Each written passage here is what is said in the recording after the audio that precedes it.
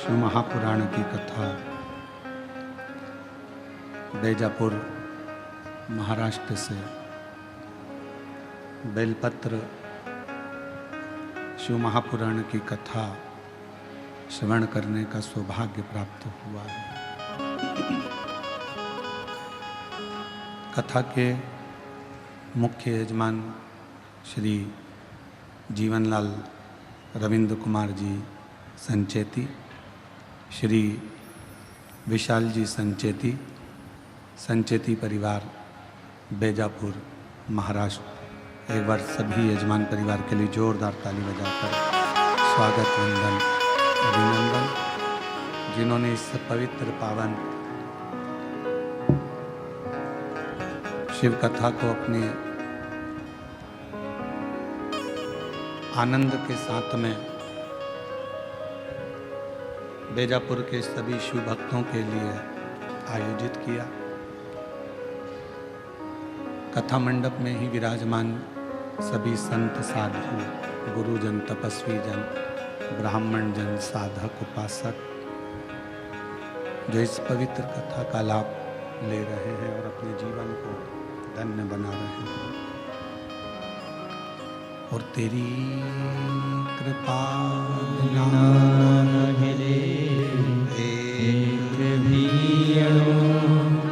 लेते हैं श्वास तेरी कृपा से तनु तनु। भगवान क्या करूं मैं राखों के ढेर का, चपटी भवोत में है खजाना कुबेर का।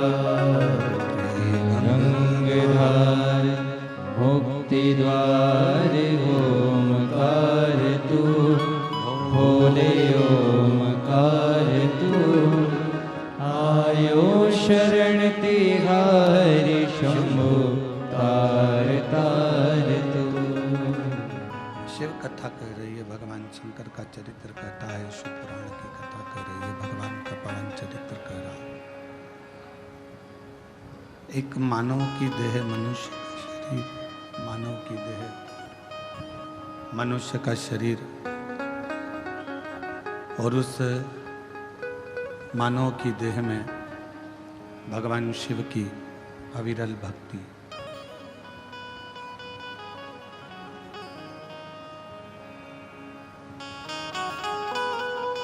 ऐसा नहीं कि मानव का शरीर नहीं मिलेगा या मानव की देह नहीं मिलेगी, फिर जन्म होगा, फिर मृत्यु होगी, फिर जन्म होगा, फिर मृत्यु होगी, और ये मानव की देह मिलती रहे। पर उस मानव की देह के मिलने पर यदि भगवान देवाधिदेव महादेव, भगवान शिव की अविरल भक्ति आप और हमको प्राप्त हो जाए, तो ये मानकर चलना कि हमारा मृत्यु लोक में जन्म लेना सार्थक हो गया और हम इस संसार सागर में भव सागर तक पहुंचने की अपनी एक सीढ़ी बना ली।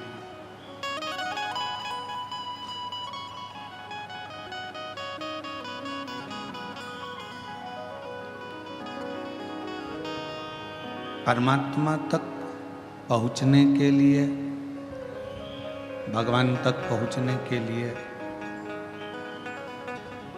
भगवान की अविरल भक्ति एक सीढ़ी है।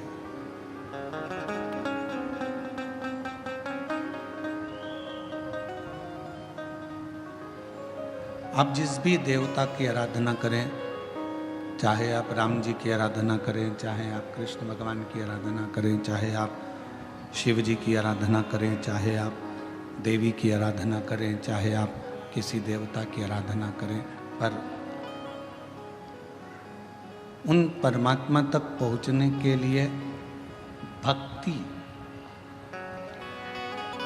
विश्वास, श्रद्धा एक सीढ़ी का काम करती है। और यदि वो विश्वास की सीढ़ी नहीं हो, भक्ति की सीढ़ी नहीं हो, भरोसा नहीं हो, तो परमात्मा तक पहुंचना भी कठिन है। छत पर पहुंचने के लिए सीढ़ी की जरूरत पड़ती है।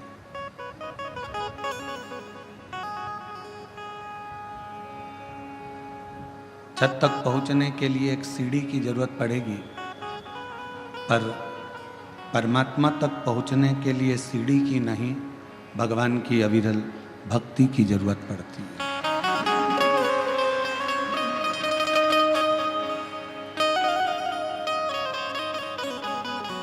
यदि भक्ति अपने अंदर है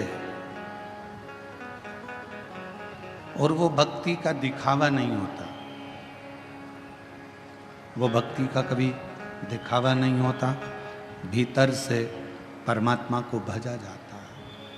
श्री शिवाय नमस्तुभ्यं, श्री शिवाय नमस्तुभ्यं, श्री शिवाय नमस्तुभ्यं, श्री शिवाय नमस्तुभ्यं, श्री शिवाय नमस्तुभ्यं, श्री शिवाय नमस्तुभ्यं। यदि छत तक जाना है तो सीढ़ी की जरूरत होगी। आवाज क्लियर नहीं आ रही है, खींच कर बोलना पड़ रहा है, गला पकड़ रहा है।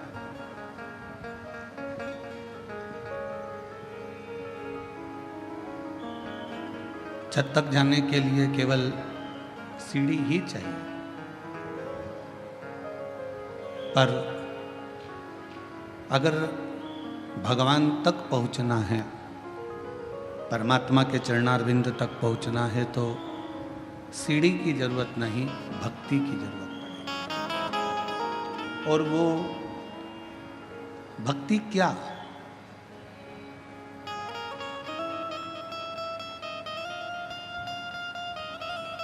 माँ शबरी अम्बा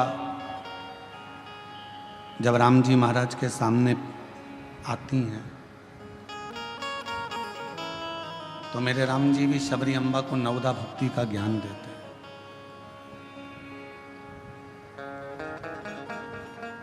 कि प्रथम भक्ति संतन कर संगा और दूसरी रति मम कथा प्रसंगा। मेरे राम जी ने माँ शबरी अम्बा को सबसे पहली भक्ति कही है सत्संग करना।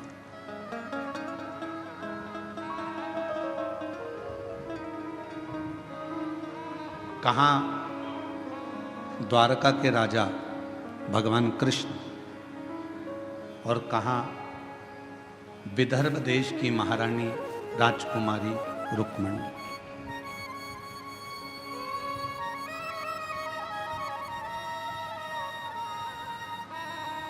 ना तो कभी रुक्मणी जी ने भगवान कृष्ण को देखा था,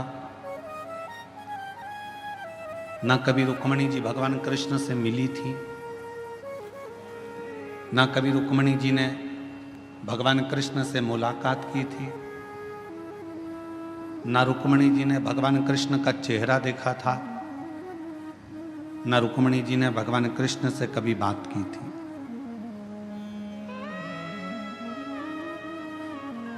ना कभी मिलना हुआ, ना कभी देखना हुआ, ना कभी मुलाकात हुई। फिर रुक्मणी जी के दिल में, रुक्मणी जी के हृदय में भगवान श्री कृष्ण के प्रति भाव कैसे जाग गए?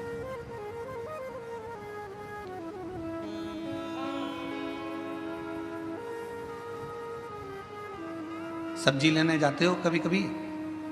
उत्तर दो जरा, जम के तो बोलो। जाते हो? जाकर पूछते हो सब्जी का भाव? अरे बोलो तो। क्यों भैया बैंगन क्या भाव है? क्यों भैया शक्कर क्या भाव है? क्यों भैया चने की दाल क्या भाव है? क्यों भैया अरहर की दाल क्या भाव है? सब्जी बिना भाव के नहीं मिलती, किराना बिना भाव के नहीं मिलता, फ्रिज बिना भाव के नहीं मिलता, सोना हीरा चांदी बिना भाव के नहीं मिलती, तो भगवान बिना भाव के कैसे मिल सकते हैं?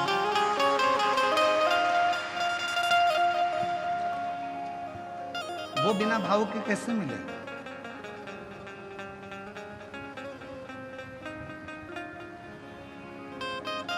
रुक्मणी जी ने भगवान को कभी नहीं देखा था। रुक्मणी जी ने भगवान कृष्ण का दर्शन भी नहीं किया था।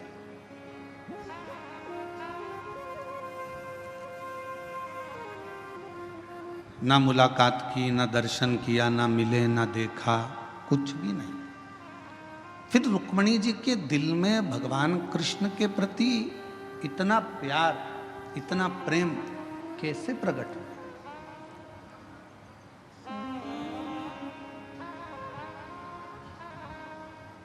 वो प्रेम प्रकट होने का कारण क्या था? तो शिव महापुराण की कथा कहती है कि रुक्मणी जी ने सत्संग किया था। प्रथम भक्ति संतन कर संगा और दूसरी रति मम कथा प्रसंगा।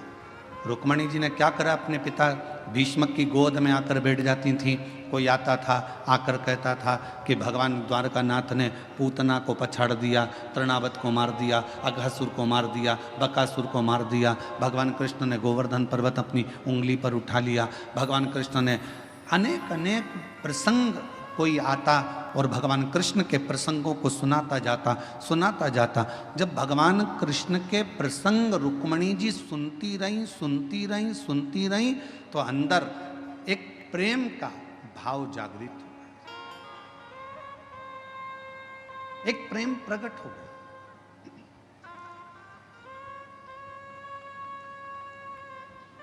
किसी व्यक्ति के बारे में आपसे अगर बार बार कहा जाए ना, वो व्यक्ति ऐसा है, वो व्यक्ति ऐसा है, वो व्यक्ति ऐसा है, तो मन में भाव जागृत होगा। एक बार उससे मिले तो अपन देखें तो सही, एक बार चलो। भाव जागृत हुआ।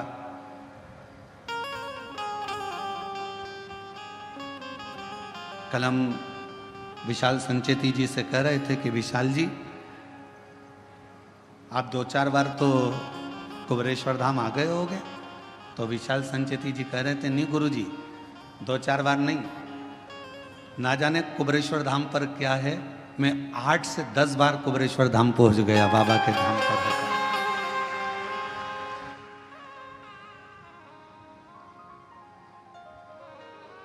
हम सुनते रहे, शिव ऐसे हैं, शिव महापुराण की कथा ऐसी है, कुबरेश्वर धाम ऐसा है, बाबा का धाम ऐसा है। हम बार बार सुनते हैं तो हमारे मन में मिलने की एक आस जागृत हो जाती।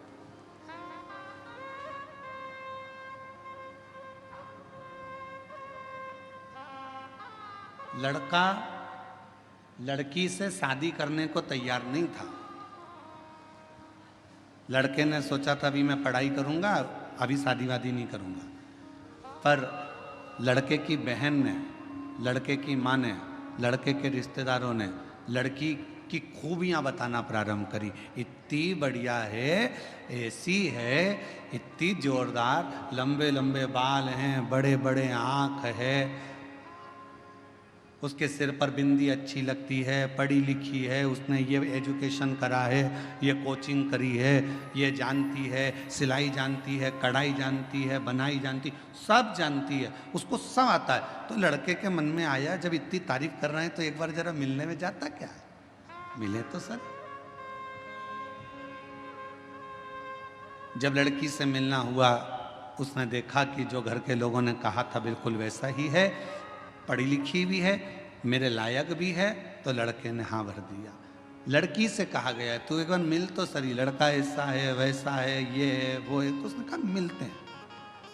सुना,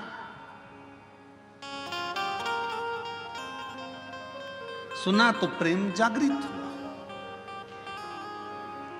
अब आप लोग क्या कर रहे हो? शिव महापुराण की कथा को सुन रहे हो। किसका चरित्र सुन रहे हो? देवादिदेव महादेव का, भगवान शंकर का। जब शिव जी का इतना चरित्र तुम बेजापुर में सुन लिए, कहीं तुम छत्रपति संभाजी नगर सुन लिए, तुम नासिक में सुन लिए, तुम मालेगांव सुन लिए, जब तुम बार बार शंकर जी का चरित्र सुनते जाओगे सुनते जाओगे सुनते जाओगे तो अंदर से उससे मिलने की तमन्ना बढ़ती चली जाएगी।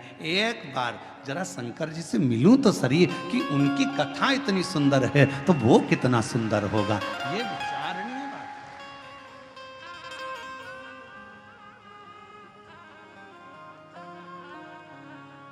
हमारे दीनानाथ जी एक लाइन गाते हैं, तेरी प्रतिमा इतनी सुंदर तू कितना सुंदर।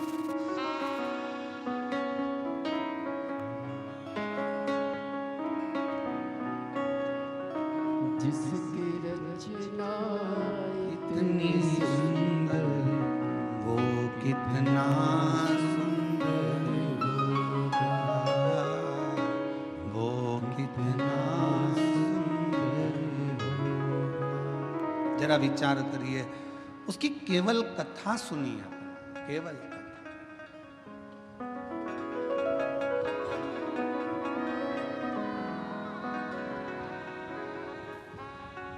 रुक्मणी जी ने केवल भगवान कृष्ण के विषय में सुना था और फिर रुक्मणी जी का विवाह शिशुपाल के साथ जब पक्का किया तो रुक्मणी जी ने पत्र लिख दिया कि सतगुरु मेरो संदेश हरि से जा सुना दे, मेरी नैया पड़ी है मझधार, गुरु जी उसे पार लगा देना। पत्र लिख दिया, पत्र लेकर ब्राह्मण देवता को भेज दिया। द्वारकाधीश के पास पत्र पहुंच गया। द्वारकानाथ ने कह दिया कि रुक्मणी जी से कह दो कि श्रृंगार करके जगदम्बा के मंदिर पहुंच जाए, मैं तुझे लेने के लिए पहुंच जाऊंगा। रुक्मणी जी ने केवल सुन रखा था, भगवान को देखा नहीं था। पत्र भेज दिया और वो पत्र के माध्यम से भगवान रुक्मणी को लेने के लिए आ गए। शिव महापुराण की कथा भी यही कहती है कि प्रथम भक्ति संतन कर संगा, दूसरी रति मम कथा प्रसंगा। ये दो भक्ति की सीढ़ियां हैं। अगर किसी ने कथा सुनना प्रारंभ कर दी और कथा सुनते सुनते अपना चित्त अपना मन भगवान में लगाना प्रारंभ कर दिया तो समझ लो कि शिव जी को मिलने में देरी नहीं होगी, भगवान शंकर जरूर।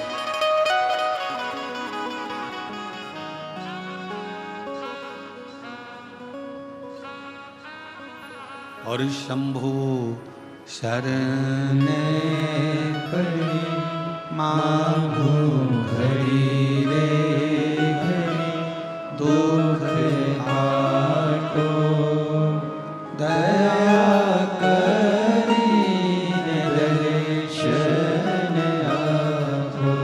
ओ शंभु शरण पड़ी मांगो घड़ी रे घड़ी, दुख काटो दया करीने दर्शन आपो। केवल कथा को सुनते सुनते भगवान का भजन करते करते करते करते आप उसके करीब में पहुंच गए।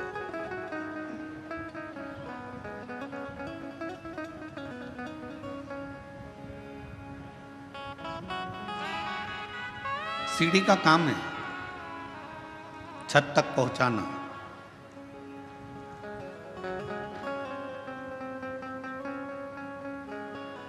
भगवान की कथा का काम है आपको भगवान के चरणारविंद तक पहुंचाना। सीढ़ी केवल आपको छत तक पहुंचाएगी, पर भगवान की कथा आपको भगवान के चरणारविंद तक पहुंचाकर ही रहेगी, परमात्मा तक पहुंचेगी।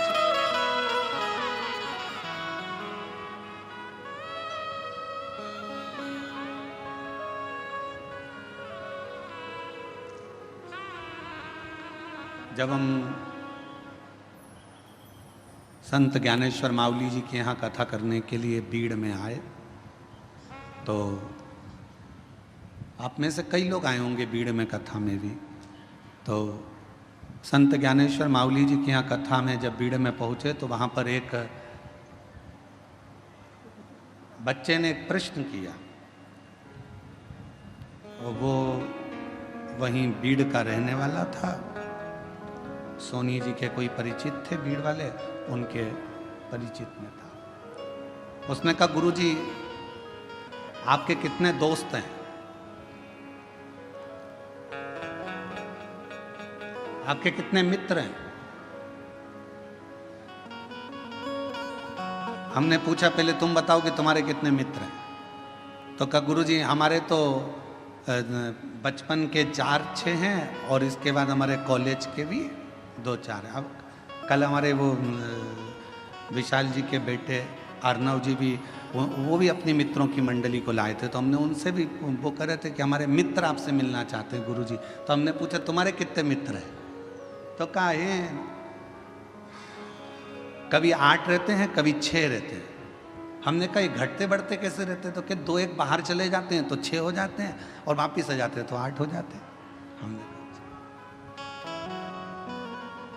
अब बीड़ में संत ज्ञानेश्वर माउली जी के यहाँ जब कथा करने के लिए पहुँचे, बीड़ में महादेव महाराज जब कथा कराए तो वहाँ पर एक प्रश्न बीड़ के एक बच्चे ने पूछा कि आपके मित्र कितने, आपके दोस्त कितने? हम उस समय पर थोड़ा जल्दी में थे, आखिरी दिन की कथा थी। अब आखिरी दिन की कथा तो आपको मालूम ही है कि कल की कथा तो यही टाइम पे होगी कल, क्योंकि कथा की क्या है, शिवरात्रि है कथा की। और परसों के दिन सुबह 8 बजे से 11 बजे तक कथा हो जाएगी। 11 बजे के बाद जाने की तैयारी हो जाती है, तो इतना समय रहता नहीं, हम उत्तर नहीं दे पाए। तो वो बेटा अगर कथा सुन रहा हो तो हम कहेंगे उसने प्रश्न किया कि आपके कितने मित्र हैं, आपके कितने दोस्त हैं? तो मैं उससे कहना चाहूँगा शरीर के और धन के ढेरों दोस्त हो सकते हैं, पर मन का तो केवल एक शिव ही दोस्त है।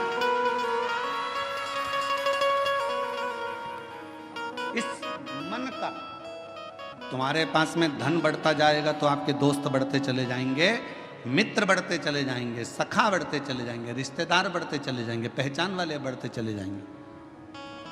तन अच्छा है, शरीर में कोई रोग नहीं है तो तुम्हारे दोस्त बढ़ते चले जाएंगे। शरीर में अगर एक भी रोग आ गया, तुम हॉस्पिटल में पड़ गए और शरीर अगर बेकार होना चालू हो गया, धीरे धीरे दोस्त कम हो जाए। तन के और धन के दोस्त बहुत हो सकते हैं, पर मन का तो केवल एक ही दोस्त है और वो देव अधिदेव महा, वो मित्र।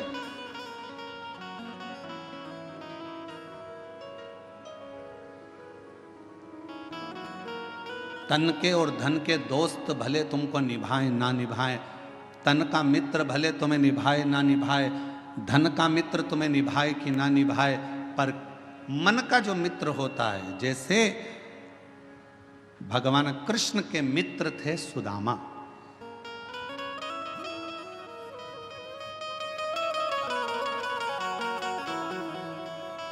और सुदामा जी को निभाया भगवान कृष्ण ने।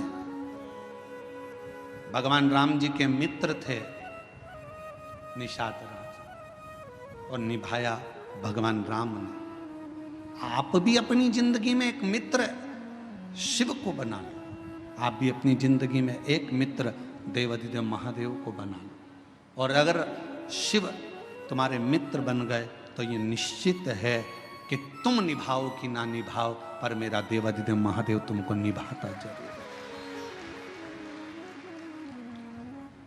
शंभु शरण पड़ी मांगो घड़ी रे घड़ी, दुख काटो दया करी दर्शन आपो। शंभु शरण पड़ी मांगो घड़ी रे घड़ी, दुख काटो दया करी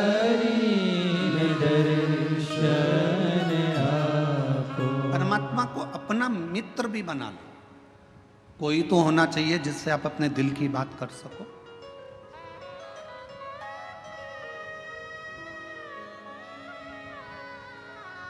और तुम निभाओ ना निभाओ, वो निभाना जानता है।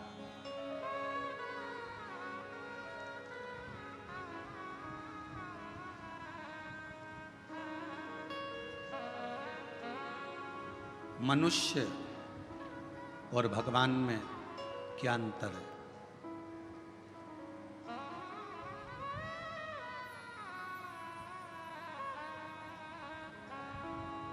मनुष्य और भगवान में क्या अंतर है? मानव में और परमात्मा में क्या अंतर है? शिव महापुराण की कथा कहती है मनुष्य और भगवान में एक सबसे बड़ा अंतर यह है कि भगवान गलती नहीं करता और मनुष्य गलती पर गलती करता ही रहता है। जिस मानव से, जिस मनुष्य से पृथ्वी पर जन्म लेने के बाद अगर गलती नहीं हो रही है तो समझ लेना कि वो मनुष्य ही नहीं है। मानव का शरीर गलती का पुतला होता है, इसमें थोड़ी थोड़ी गलतियां तो जीवन में मानव के शरीर में होती ही रहती है। सास बहू को चिल्ला कर कह दे तूने फिर गलती कर दी, बहू को कह देना चाहिए मम्मी मनुष्य हूं ना, इंसान हूं ना, तो गलती तो होगी। और आप अगर भगवान हो ना सासू जी तो माफ करना चालू कर दो। मैं इंसान हूं, आप भगवान हो, माफ करते हो। आप अगर भगवान हो तो माफ कर दो। और अगर आप भी इंसान हो, आप भी जब बहू बनकर आई थी, जो गलती मैं कर रही हूं आपने भी अपने बहू के जमाने में करी होगी। हो सकता है मैं सोकर लेट उठ रही हूं तो जब तुम नहीं आई थी ना मम्मी, तब तुम भी हो सकता है कि लेट उठती होगी। भगवान हो तो माफ करना सीखो। और अगर मैं जैसी हूं, मैं भी एक गलती का पुतला हूं, आप भी गलती का पुतला हो। गलती मनुष्य से होती है, मेरे से भी गलती हुई है, आपसे भी गलती हुई है, तो अपन एक जैसे हैं। इसलिए अपनी जिंदगी में परमात्मा के भरोसे छोड़ते चलो। जो गलतियां हैं वो परमात्मा माफ करता रहेगा। आप अपने जीवन को जीते चलो, जीवन जियो।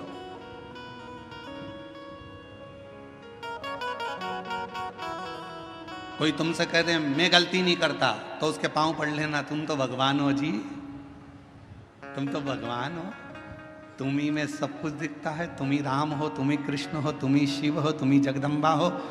जो कहे तुमसे कि मैंने जिंदगी में कोई गलती नहीं करी, समझ लेना उसको पांव पकड़ कर कह देना कि तुम भगवान हो। परंतु हम तो इंसान हैं, आज भी गलती कर रहे हैं और आगे भी गलती करेंगे, क्योंकि मनुष्य का शरीर मिला है ये पूर्ण परमात्मा बनने के लिए नहीं मिला, इंसान को इंसान बनने के लिए मिला। मेहनत करोगे, परिश्रम करोगे, उन्नति की सीढ़ी पर चढ़ोगे, आगे बढ़ोगे तो कोई ना कोई गलती हो जाएगी, ठोकर लगेगी तो संभलोगे।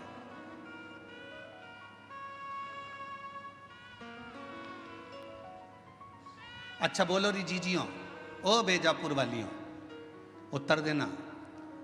पहले दिन तुम कथा में आगे बैठने का रास्ता ढूंढ रही थी, बोलो सही है कि गलत है? दूसरे दिन तुम्हें रास्ता ढूंढने की जरूरत पड़ी क्या? तुमको मालूम था इधर से शॉर्टकट है, खेत में से निकल के उधर से कूद के इधर से आके इधर से भर आना है और यहां जाके बैठ जाए, जगह क्लियर। और तुम्हें रास्ता याद था तो तुमने क्या करा, अपनी रिश्तेदार को, वो कह रही थी उधर से, तू चुप रहे, उससे पे पल्लू वल्लू लेके और तू मेरे पीछे पीछे पीछे पीछे चल चल, और उसको भी रास्ते पे। अरे कितनी गंदगी हो रही, कीचड़।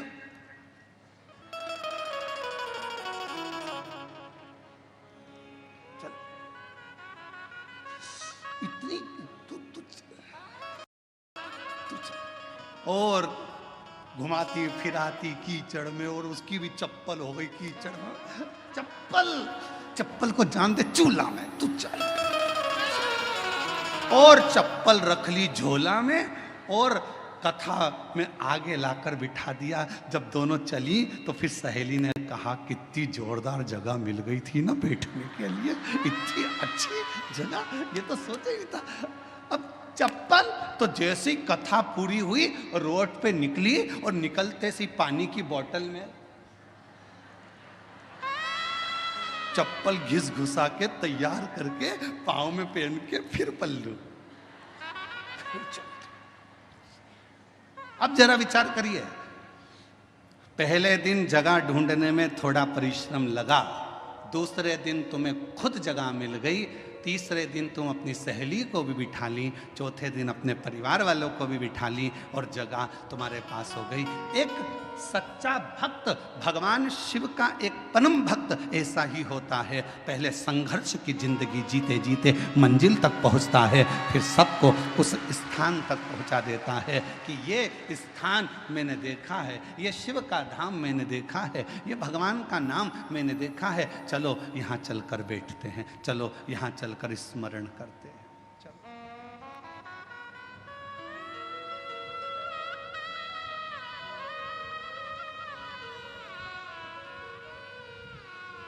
कथा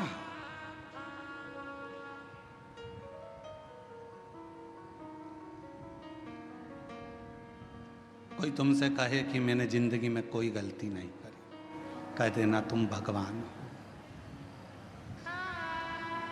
तुम भगवान हो।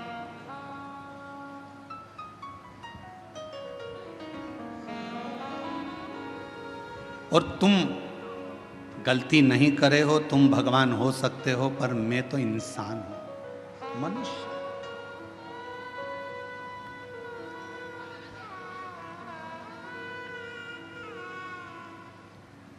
और मानव अगर गलती नहीं करेगा तो गलती करेगा कौन?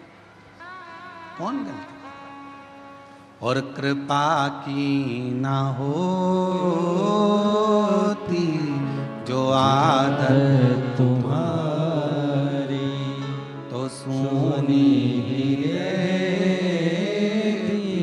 अदालत तुम्हारी, गरीबों के दिल में जगह तुम ना पाते तो किस दिल में होती इबादत तुम्हारी, तो किस दिल में होती इबादत तुम्हारी, कृपा की न होती जो आदत तुम्हारी। तुम भगवान हो सकते हो, पर मैं तो इंसान की इंसान हूं। और फिर निवेदन है मेरी जीजियों, भगवान बनने की कोशिश भी मत करना और इंसान को भगवान बनने का प्रयास भी नहीं करना चाहिए। इंसान को इंसान रहने दो, इंसान को इंसान।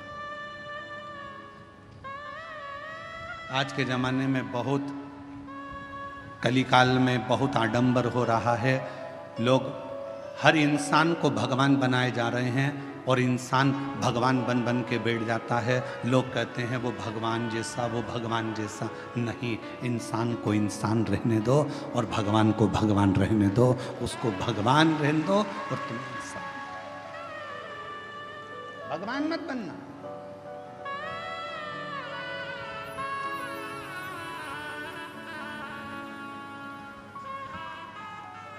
इंसान, उसे इंसान। गलती हो रही है, एक बार होगी, दो बार होगी, धीरे धीरे संभलते जाओगे, संभलते संभलोगे। उसका काम है क्षमा करना और तुम्हारा काम है गलती करना। करो। गलती नहीं करोगे तो संभलोगे कैसे? एक पिता ने अपने बेटे से कहा, मैंने तुझे फैक्ट्री का काम सौंप दिया है, मैंने तुझे ऑफिस सौंप दिया है, मैंने तुझे पूरा काम सौंप दिया है। एक बात सुन लेना, घाटा नहीं लगना चाहिए। मैंने तुझे समझा दिया, पहले पूरा काम तुझे सौंप दिया है, पूरी फैक्ट्री तुझे सौंप दी है, पूरा व्यापार तुझे सौंप दिया है, घाटा नहीं लगना चाहिए। और बेटे ने काम करना चालू करा। काम करते करते उसकी कहीं बाहर देश में पहचान बढ़ गई। उसने अपना माल पूरा विदेश में बेच दिया, बेचा और विदेश में माल अटक गया, अटका, पैसा अटक गया। मालूम पड़ा वो लड़का कर्जे में डूब गया। बाप ने कहा मैंने पूरी फैक्ट्री तुझे दे दी थी, मैंने पूरी कंपनी तुझे दे दी थी, मैंने तुझे पूरा ऑफिस दे दिया था और तूने कर्जे में लाकर छोड़ दिया, तूने कर्जे में लाकर डुबो दिया। बेटा कहता है पापा गलती हुई है, सुधारूंगा, थोड़ा समय। अब पिता को चाहिए कि बेटे को बल दे, कोई बात नहीं, हो गई, मेहनत करना, फिर मेहनत करना, धीरे धीरे बढ़ना, हो सकता है फिर उन्नति की सीढ़ी पर चढ़ जाएं।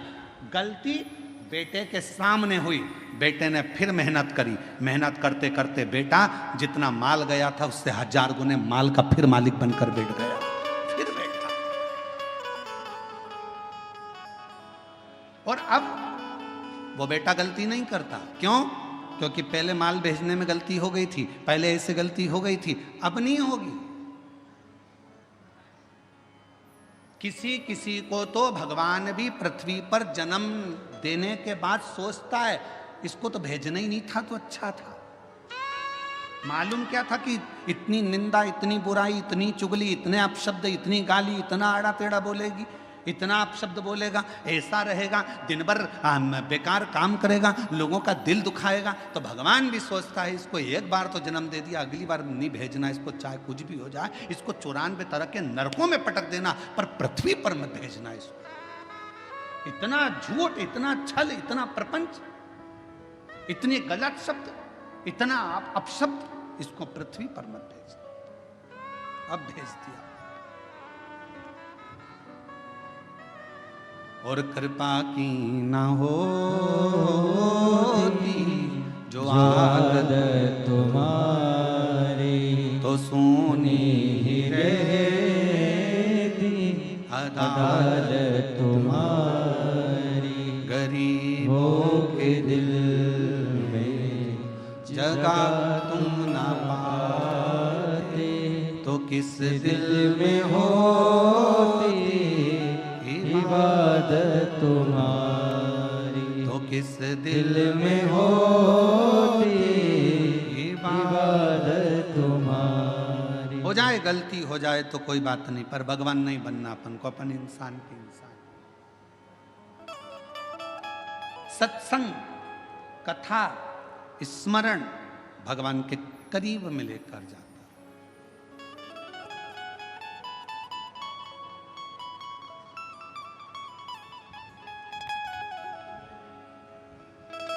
और ले गया।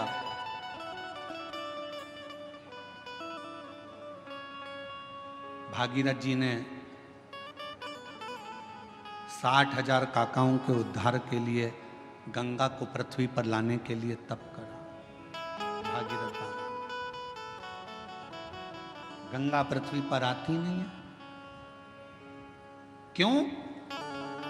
क्योंकि मैं अगर पृथ्वी पर चली गई तो पाताल में चली जाऊंगी, गंगा को झेलने वाला, गंगा को संभालने वाला कोई कोई। गंगा पृथ्वी पर नहीं आ रही। भागीरथ जी ने फिर तप करा, फिर साधना करी, फिर उपासना करी, और भागीरथ बाबा ने फिर निवेदन करा गंगा जी से कि आपको पृथ्वी पर आओ, पृथ्वी पर आओ। गंगा जी मना करती हैं, मैं नहीं आऊं, मुझे संभालने वाला भी तो कोई चाहिए। भागीरथ जी ने पूछा कि आप पृथ्वी पर नहीं आओगी तो मेरे काकाओं का उद्धार कैसे होगा, मैं क्या करूं कि आप पृथ्वी पर आ जाओ। तो गंगा मैया ने भागीरथ जी से कहा कि एक बार किसी सदगुरु की शरणागति में बैठकर थोड़ा सा सत्संग कर लो, तुम्हें कोई ना कोई तो राह मिल जाएगी। भागीरथ बाबा गुरु बाबा के पास जाकर बैठ गए। गंगा आने को तैयार है, पर मैंने गंगा मैया कह रही है कि मुझे झेलेगा कौन, मैं किससे प्रार्थना करूं। तो संत सतगुरु ने कह दिया कि सत्संग में बैठे हो, इतना याद रखना कि गंगा को झेलने के लिए एक ही है जो झेल सकता है। वो कौन? तो कहा गंगा को झेलने के लिए जिसने अपने पूरी तप और साधना को पूरी जिंदगी में करता रहा हो, वही गंगा को झेल सकता है। और वो देव अधिदेव महादेव है जो गंगा को अपने मस्तक पर झेल सकता है। इसके सिवा कोई गंगा को झेल पाए ये किसी के बस की बात नहीं है।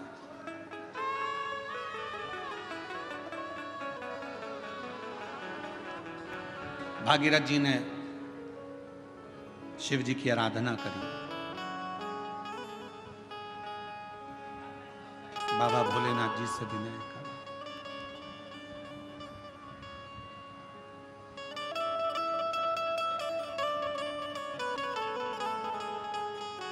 महादेव नमन चरणों में स्वीकार कीजिए, सबका किया है मेरा कल्याण कीजिए, उद्धार कीजिए। हे त्रिपुंडधारी, हे त्रिशूलधारी, हे त्रिपुंडधारी, हे त्रिशूलधारी।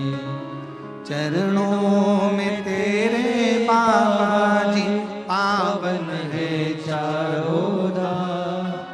तेरी देव करते वंदना, पूजे है सीताराम। तेरी देव करते वंदना, पूजे है सीताराम।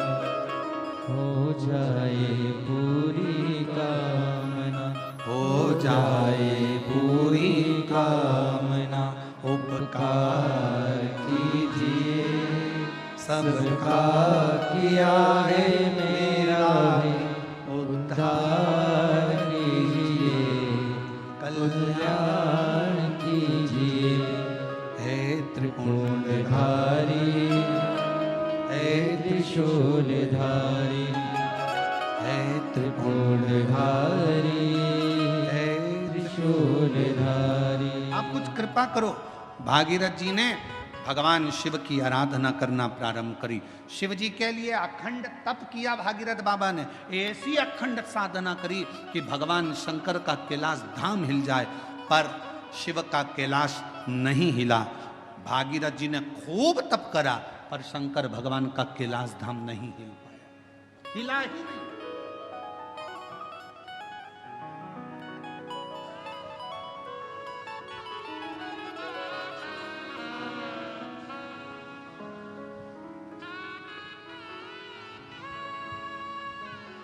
शिवजी तुम्हारे तप से, शिवजी तुम्हारी साधना से, शिवजी तुम्हारी तपस्या से जितनी जल्दी प्रसन्न नहीं होते, शिवजी उतनी जल्दी एक लोटे जल से प्रसन्न हो जाते हैं।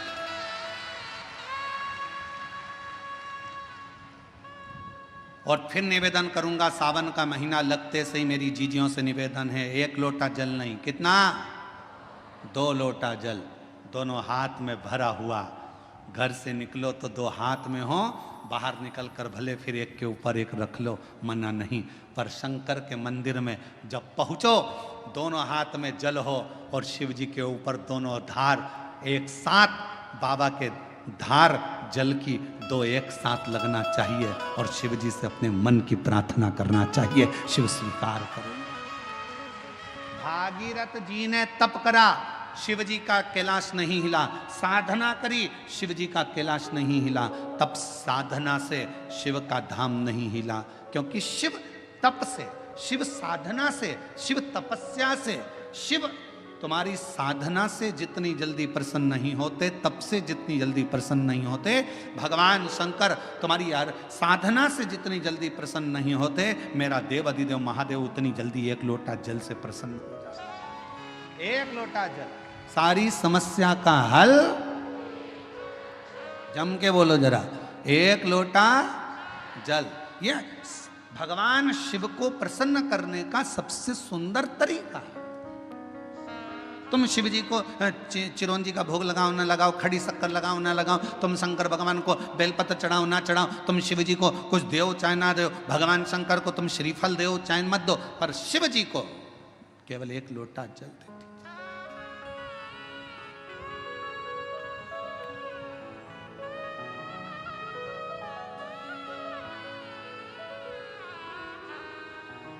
छत्तीसगढ़ में एक बहन ने एक प्रश्न लिख के भेजा था कि भगवान के मंदिर में नारियल क्यों तोड़ा जाता है।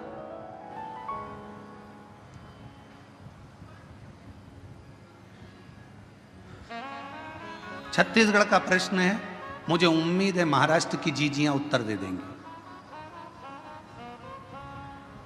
मेरे जीजा उन भी बोल सकते हैं, भगवान के मंदिर में नारियल क्यों तोड़ा जाता है। तो छत्तीसगढ़ के निकुंभ का यह प्रश्न था, क्यों तोड़ते हैं भगवान के मंदिर में नारियल, क्यों तोड़ा जाता है, क्यों तोड़ा जाता है। भाई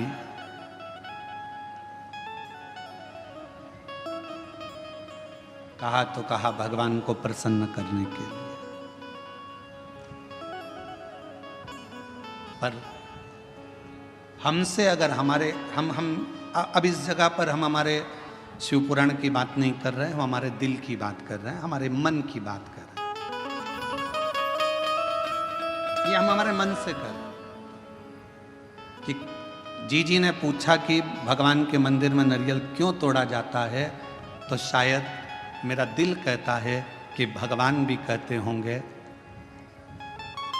तू मेरे मंदिर में नारियल तोड़ ले पर अपने घर को मत टूटने देना, तू मेरे मंदिर में नारियल तोड़ ले पर अपने राष्ट्र को मत टूटने देना, तू मेरे मंदिर में नारियल तोड़ ले पर अपने सनातन को मत टूटने देना, वो नारियल के रूप में स्वीकार। ये मेरा दिल कहता है। किसी को गलत लगे तो मैं क्षमा चाहता हूं इस बात के लिए, पर मेरा मन कहता है कि मेरा शिव कहता होगा, मेरे राम कहते होंगे, मेरे हनुमान कहते होंगे, मेरे भगवान कहते होंगे कि मेरे सामने तू नारियल तोड़ ले पर अपना घर मत टूटने देना, मेरे सामने तू नारियल तोड़ ले पर सनातन धर्म मत टूटने देना, मेरे सामने नारियल तोड़ ले पर हिंदू धर्म मत टूटने देना, और मेरे सामने नारियल तोड़ ले पर मेरे राष्ट्र को मत टूटने देना। मुझे स्वीकृत रहे।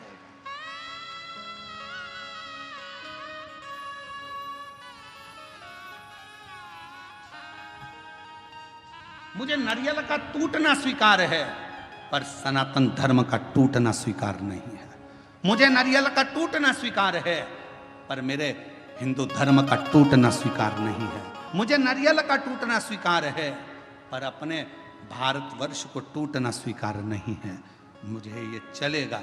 तो मेरा दिल कहता है कि भगवान, नारियल टूटने का एक क्रम, शुभ कार्य में नारियल क्यों फोड़ा जाता है कि जो भी तकलीफ हो, कोई कष्ट हो, मेरा बाबा स्वीकार करना, ये हमने इसको दे दिया, जो भी था उसको प्रदान कर।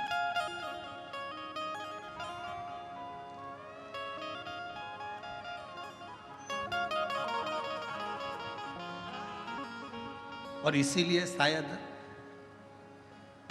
एक रहोगे तो सेफ रहोगे, शायद दुनिया के लोगों के लिए नारा इसीलिए एक बाबा ने दे दिया उत्तर प्रदेश के। इसीलिए उत्तर प्रदेश के एक बाबा जी ने नारा दे दिया कि एक रहोगे तो सेफ रहोगे। सेफ रहना है तो एक रहना है। पर अभी बहुत विचित्र, बहुत बड़ा एक चक्रव्यूह रचा जा रहा है समाजों को तोड़ने के लिए। एक बहुत बड़ा चक्रव्यूह रचा जा रहा है। हम ये समाज के हैं, हम वो समाज के हैं, ऐसा हो गया, वैसा हो गया। मेरा तो हाथ जोड़कर निवेदन है, इन सब बातों को भूल जाओ। हम सनातनी हैं, हम हिंदू हैं, हम एक रहें, इससे बढ़कर मत टूटो। जरा से वोट बैंक के चक्कर में समाजों में ना टूटा जाए। हमें मनु और शत्रुपा, शिव महापुराण की कथा, विष्णु पुराण की कथा, अग्नि पुराण की कथा, नर्मदा पुराण की कथा, लिंग पुराण की कथा, नारद पुराण की कथा, ब्रह्म विवर्त पुराण की कथा, बरहा पुराण की कथा, कुर्म पुराण की कथा, जितनी भी कथा निकालोगे सारी कथा में एक चरित्र आएगा। ब्रह्मा जी सृष्टि की रचना भगवान शिव के कहने पर करते हैं। सृष्टि की रचना करने पर ब्रह्मा अपनी जंघा से मनु शत्रुपा को प्रकट करते हैं, और वो मनु और शत्रुपा की संतान आप और हम आज तक हैं। एक ही संतान है। मनु और शत्रुपा की औलाद आप और हम हैं।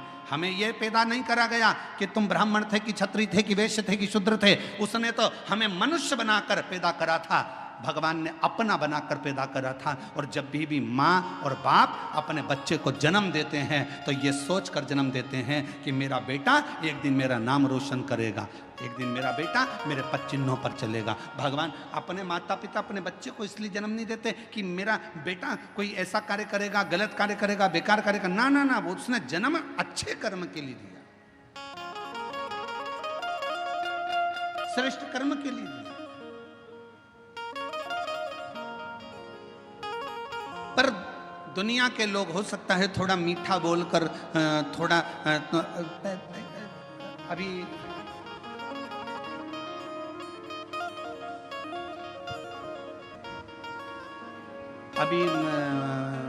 बहुत अच्छे अच्छे फल आ रहे हैं बाजार में, बहुत अच्छे अच्छे आ रहे हैं। उसमें से एक मैंगो आम, जामुन,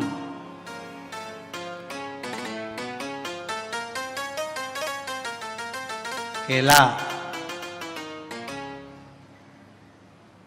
पपीता, बहुत अच्छे अच्छे फल आ रहे हैं। जाम,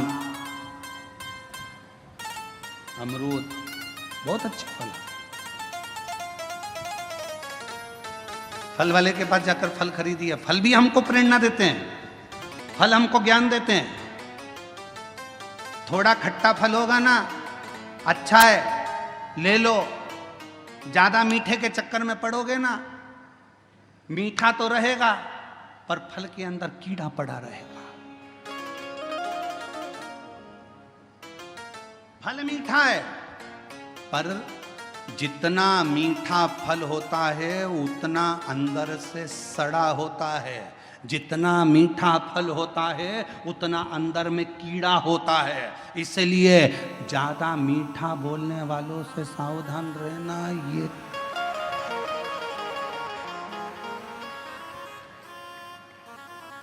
सावधान इंडिया, सावधान। पपीता, दुकान वाला कह रहा बहुत मीठा, बहुत मीठा, बहुत मीठा। तुम लेके आ गए, अंदर से सड़ा था। आम इतना मीठा, इतना मीठा। थोड़ा खट्टा आम लाती ना, सड़ा नहीं रहता, क्योंकि जिसकी बाड़ी थोड़ी सी कड़वी रहती है ना, उसके अंदर खटास में अंदर कीड़े नहीं रहते।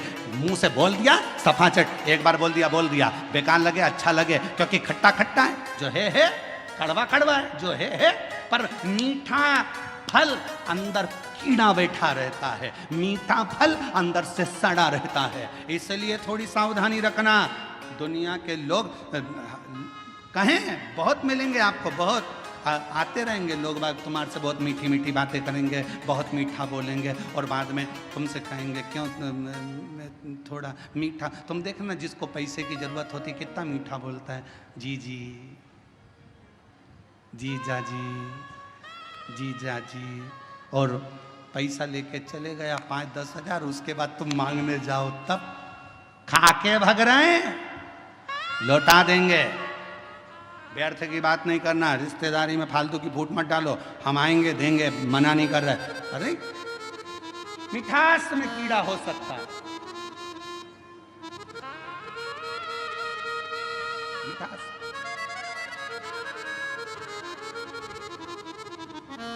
पर खटास में कीड़ा नहीं हो सकता। सावधान रहें, थोड़ा सतर्क रहें। सतर्क होना जरूरी है। मेरे शंकर भगवान की कथा कहती है, शिवजी का कैलाश धाम नहीं हिला। बहुत तप करा, भागीरथ जी ने साधना करी, तप करा, पर भगवान शंकर का कैलाश नहीं हिला, क्योंकि उनने तप करा था। अगर तप की जगह पर एक लोटा जल लेकर पार्थिव लिंग का निर्माण कर कर शिवजी को जल चढ़ा देते, मेरा शंकर सामने प्रकट हो जाता। और आखिरी में भागीरथ जी ने देखा शिवजी प्रकट नहीं होते, तब भागीरथ बाबा ने वही किया जो आप करते हैं। एक लोटा जल मेरे भागीरथ बाबा ने शिव को हृदय का जल चढ़ाना प्रारंभ करा तो शिव सामने आकर प्रकट हो गए। मांग तुझे क्या चाहिए भागीरथ, बोल तुझे क्या दूं मैं, क्या दूं। तो भागीरथ बाबा ने कहा प्रभु बस गंगा जी पृथ्वी पर आना चाहती हैं, पृथ्वी पर आएंगी तो पाताल में चली जाएंगी। आप कृपा करो कि ये गंगा को अपने जटा में झेल ले। शिव जी ने कहा जटा में? हाँ।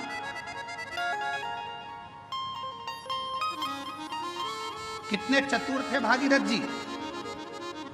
उन्होंने गंगा जी को हाथ में झेलने का नहीं बोला, उन्होंने गंगा जी को हृदय में झेलने का नहीं बोला, उन्होंने गंगा जी को सिर पर झेलने का, जटाओं में झेलने का बोला। क्यों? क्योंकि भागीरथ बाबा जानते थे हृदय में शिव के माँ गौरा विराजमान है, हाथों में शिव के, शिव भक्तों की डोर थमी हुई है। सिर पर अगर गंगा बैठ गई तो शिव भक्तों का भी कल्याण करेगी और जगत का भी कल्याण करेगी। सिर पर।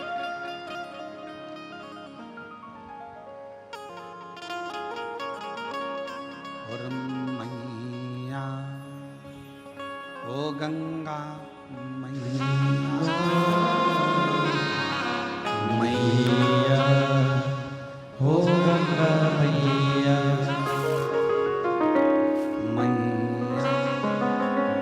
गंगा मैया, मैया ओ गंगा मैया। ये जगत का कल्याण करने वाली गंगा, जगत का उद्धार करने वाली गंगा। फिर किसी ने एक बार प्रश्न किया था, क्या शिव जी को गंगा का जल अधिक प्रिय है? शंकर भगवान को गंगा का जल अधिक प्रिय है?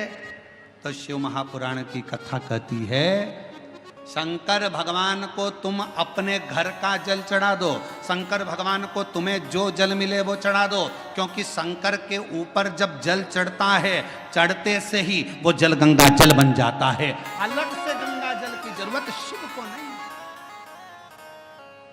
शिव को अलग से गंगा जल की जरूरत नहीं। तुमने चढ़ाया, वो जल अमृत बन गया।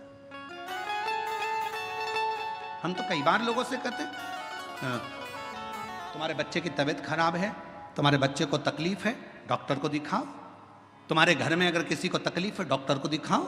वो जांच का बोले जांच कराओ, दवाई का बोले दवाई खिलाओ, और उसके साथ एक काम जरूर करो, डॉक्टर का इलाज भी करवाओ, साथ में एक कटोरी में जल लो और जल लेकर भगवान शिव का मंत्र का उच्चारण करो। नमः शिवाय, नमः शिवाय, षडाक्षर मंत्र बोल लो, ओम नमः शिवाय, या त्र्यंबक मंत्र बोल लो, और या त्र्यंबक मंत्र ना तो श्री शिवाय नमस्तुभ्यम मंत्र का जप करते जाओ 108 बार जप कर कर जो जल है वो अपने बच्चे को थोड़ा थोड़ा पिलाना प्रारंभ करो, या उस जल से उस बच्चे के शरीर पर लगाना प्रारंभ करो। वो जल भी सिद्ध हो जाता है मंत्रों की प्रबलता में। डॉक्टर को भी दिखाओ, डॉक्टर का भी इलाज करवाओ, दवाई दे दवाई खिलाओ, जांच का बोले जांच कराओ, पर साथ में शिव पर करा हुआ विश्वास, मंत्रों का उच्चारण, शिव तत्व का नाम सुख प्रदान करता है। एक पत्र है, अच्छा है।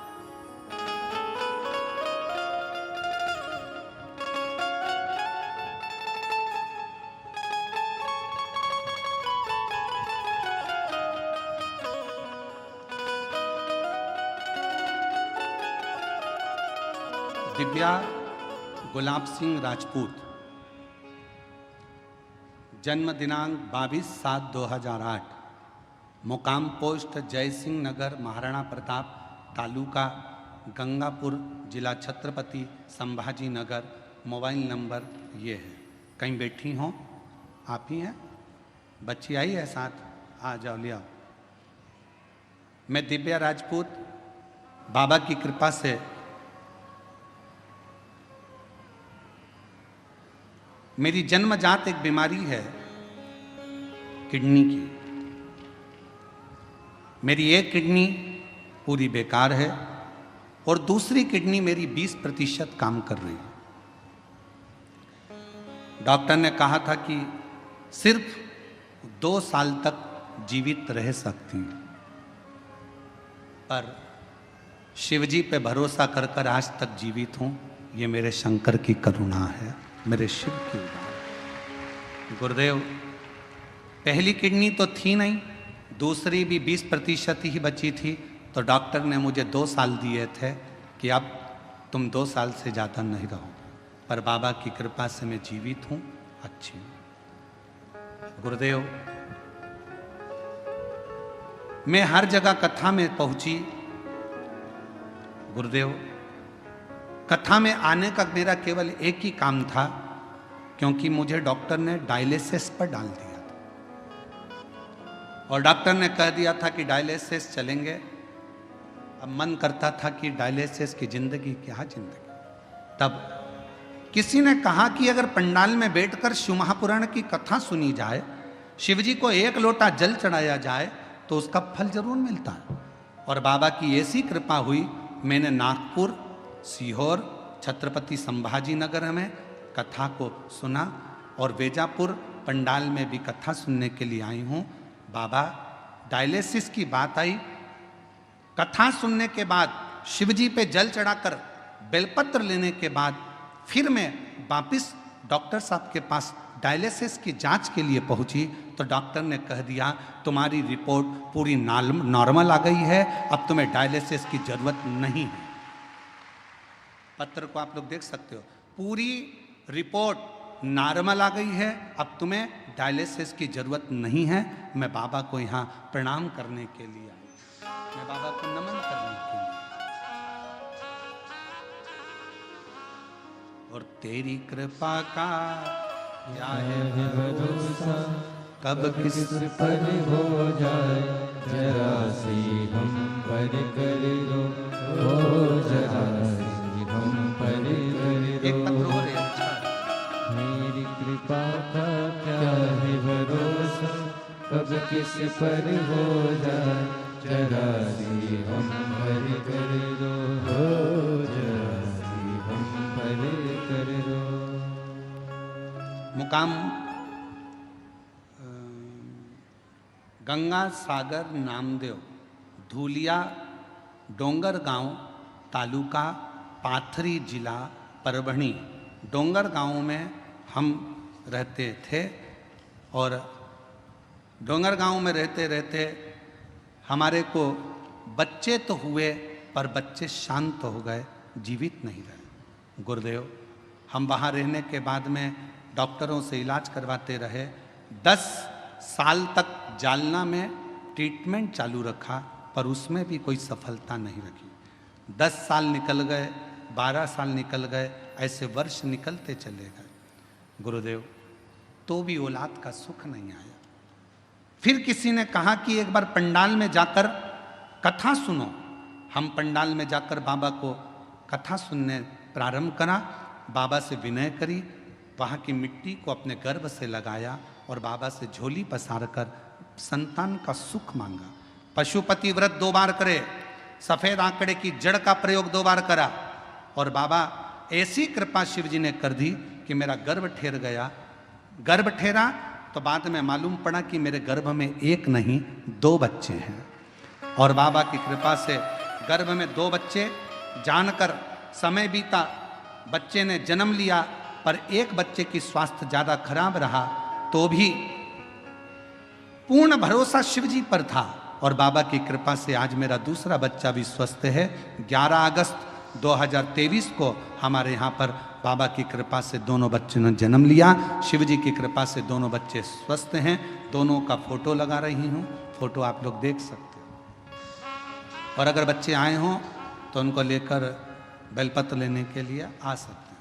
तेरी कृपा का भरोसा, कब किस पर हो जाए, जरा सी हम पर कर दो, जरा सी हम पर कर दो। जिस पर भी हो गई तेरी करुणा कृपा, वो भव पार हुआ, भव पार हुआ। पापी हो चाहे जितना, उसका भी बाबा उद्धार हुआ, उद्धार हुआ। गिद्ध अजामिल गणिका जैसे तेरे मन को भाए जरा से हम पर कर दो, जरा से हम पर कर दो। बेटी की एक किडनी तो जन्म से ही नहीं है, दूसरी किडनी 20% खराब हो गई थी। डॉक्टर ने 2 साल जीवित रहने का बोला था। बाबा पे भरोसा करती करती कथा सुनना, और अभी कथा में आने से पहले 15 दिन पहले जांचें कराई। शिव जी की कृपा से किडनी ने काम करना प्रारंभ करा और अब रिपोर्ट नॉर्मल हुई। शिव की कृपा, शिव शंकर शंकर। और जिस पर भी हो गई तेरी करुणा कृपा हो, भव पार हुआ, भव पार हुआ। पापी हो चाहे जितना उसका भी बाबा उद्धार हुआ, उद्धार हुआ। गिद्ध अजामिल गणिका जैसे तेरे मन को भाई जरा से हम पर कर दो, जरा से हम पर कर दो। तेरी कृपा का क्या है भरोसा कब किस पर हो जाए, जरा से हम पर कर दो। निवेदन करेंगे, दुनिया की दृष्टि में ये केवल शिव महापुराण की कथा है, पर कोई हमसे पूछे क्यों गुरुजी ये शिव पुराण की कथा है, हम कहेंगे ये केवल कथा नहीं है। बेटा और बेटी अपने बाप से बात कर ले शंकर भगवान से, ये वो शिव तत्व की आनंद है। इसे कहो।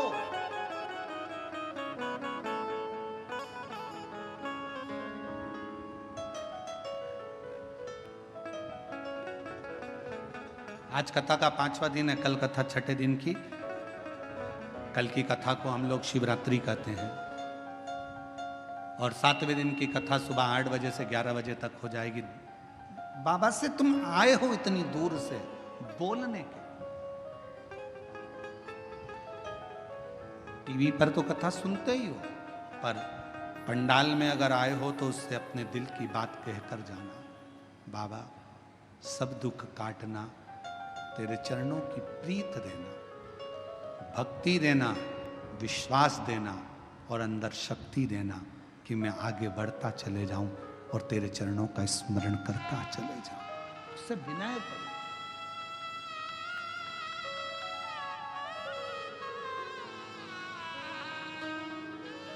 उससे विनय करो, निवेदन करो, सुने।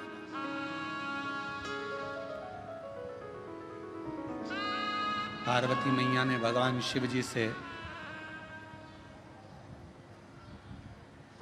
कहा,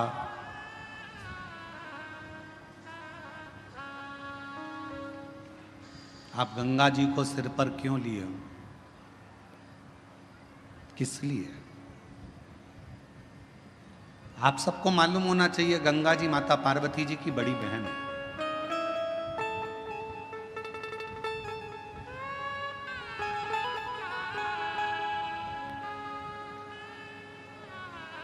जितना प्रेम माता पार्वती जी भगवान शिव से करती थी, उससे दुगना प्रेम मां गंगा शंकर जी से करती थी। दुगना प्रेम मां गंगा शिव जी से करती थी।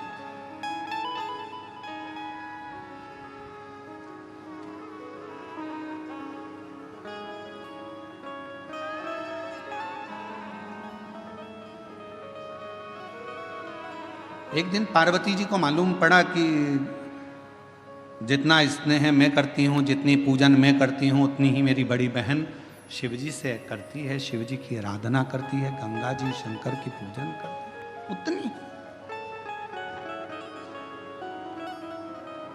पार्वती जी की सहेली ने पार्वती जी से कहा कि गंगा जी तुम्हारी बड़ी बहन भी शंकर जी को पूजती हैं, पति बनाने के लिए बहुत प्रयास कर रही हैं और शिव जी को पति बनाना चाहती हैं, अनुष्ठान पर अनुष्ठान कर रही हैं, तप साधना कर रही हैं, गंगा जी बहुत पूजन पाठ कर रही हैं, स्मरण कर रही हैं। सहेलियों ने गंगा जी के लिए पार्वती जी के हृदय में कहा। तो पार्वती जी के हृदय में थोड़ी सी क्षुब्धता उत्पन्न हुई। पार्वती जी को लगा कि ये तो गंगा जी को नहीं करना चाहिए। तुम एक काम करो, कल अपन एक काम करते हैं, गंगा जी शिव जी से दूर हो जाए उसके लिए एक प्रयास करते हैं। और पार्वती जी की सहेली के कहने पर पार्वती जी की सहेली ने एक रचना रची, और पार्वती जी की सहेली ने रचना रखकर कहा कि मैंने सुना है अगर कोई संत निकल कर जाते हैं और उनके ऊपर अगर पानी डाल दिया जाए, पानी का छींटा दे दिया जाए, तो संत प्रसन्न होकर वर दे देते हैं। गंगा जी ने कान लगाकर सुन लिया कि ऐसा करने से मुझे शिव मिल सकते हैं। सामने से दुर्वासा बाबा जाते हुए नजर आते, एक संत का जाना होता, गंगा जी का पानी का फेंकना होता, और फेंकने पर जैसे ही जल फेंका, ऋषिवर को क्रोध आ गया और उन्होंने कह दिया, गंगा तूने एक संत का अपमान करा है, संत का अपमान।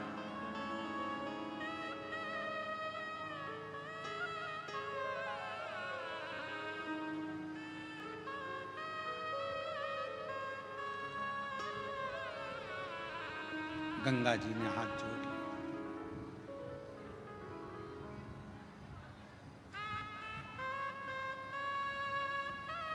चरणों में मैं प्रणाम करती हूं, क्षमा करिए, क्षमा करिए, मैं विनय करती हूं, मुझे क्षमा कर। गंगा मैया ने क्षमा मांगी। समय आया, गंगा जी रोने लगी, आंखों से नीर बहने लगा। भगवान शिव ने जब पार्वती जी के सम्मुख में देखा, क्योंकि गंगा जी को क्रोध आ रहा था पार्वती जी पर कि पार्वती जी ने मुझे शिव जी से दूर करा, ये अपमान संतों का करवाया तो पार्वती ने करवाया, ये सोच लिया गंगा जी ने। तो गंगा जी बोली, पार्वती तूने मेरे साथ ऐसा करा, मैं तुझे श्राप देने को आतुर होती हूं, पर शिव जी ने रोका। पार्वती मेरी अर्धांगिनी बनेगी, इसको श्राप मत दो। गंगा रुको। गंगा ने कहा, पर मैं भी तो आपको प्रेम करती हूं, मैं भी तो आपको स्नेह करती हूं, तो मैं भी तो चाहती हूं आपको। शिव जी कहे, गंगा तुम चिंता मत करो, मेरी जितनी संतान होगी ना गंगा, सब तुम्हारे ही जल से प्रकट होगी, और दुनिया भले अर्धांगिनी मेरी पार्वती होगी, पर गंगा पार्वती अगर मेरे हृदय में रहेगी ना, तो गंगा तू मेरे मस्तक पर विराजमान रहेगी। तो चिंता मत कर, तो चिंता ना कर, क्यों चिंता कर। और भगवान शिव, भगवान ओघड़ रानी शंकर, भगवान भागीरथ जी के कहने पर गंगा मां को अपने सिर पर लेने को आतुर।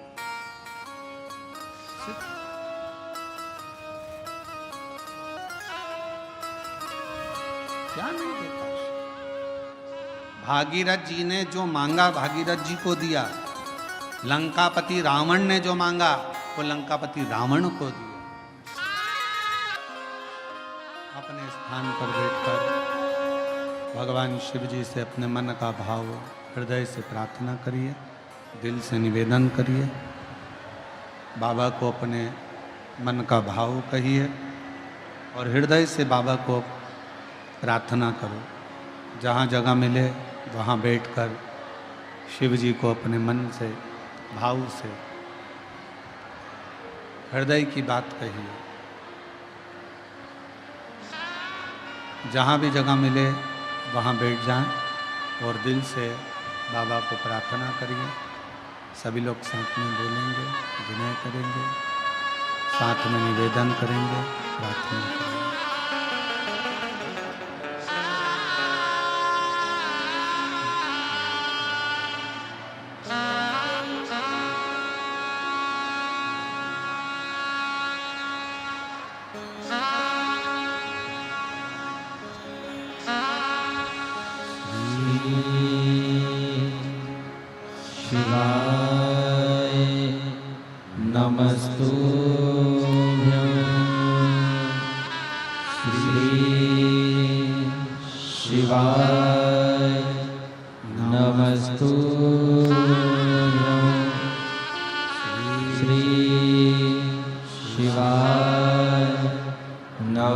नमस्तुभ्यं श्री शिवाय नमस्तुभ्यं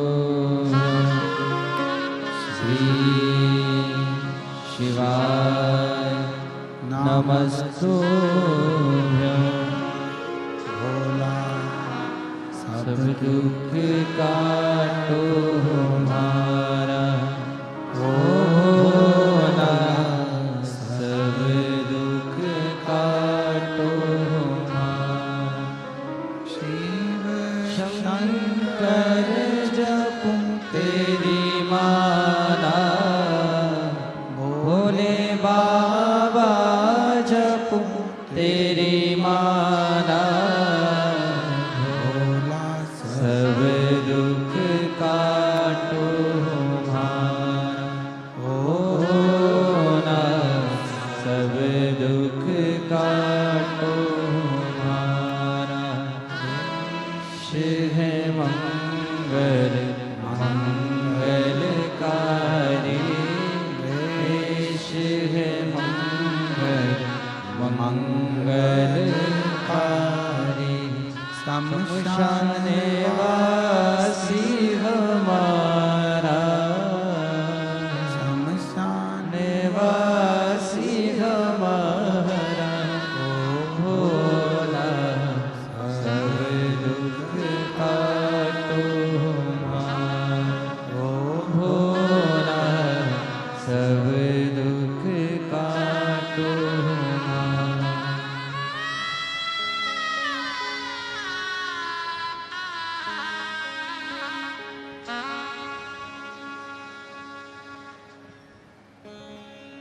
बाबा देवादिदेव महादेव भगवान शिव ओगड़दानी त्रिकालदर्शी कैलाशी विनाशी भगवान शंकर की पवित्र कथा कर रही है। शिव महापुराण की कथा वर्णन कर रही है। भगवान शिव ने गंगा को अपने मस्तक पर लिया।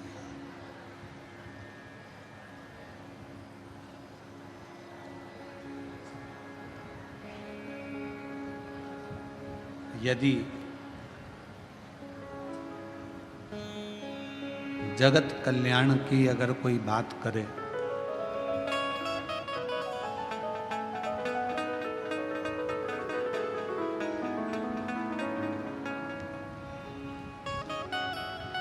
दो व्यक्ति होते हैं, एक होता है ज्ञानी, दूसरा होता है अज्ञानी।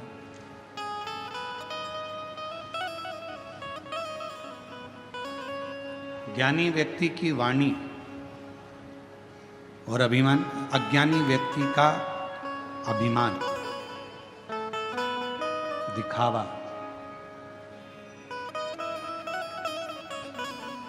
एक ना एक दिन सामने प्रकट होता ही है।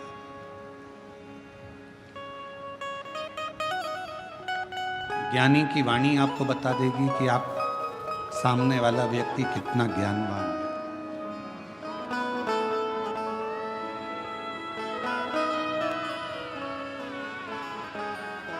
एक विद्वान की निशानी होती है उसकी वाणी। वो वाणी उसकी बता देती है कि इसमें कितनी विद्वत्ता है।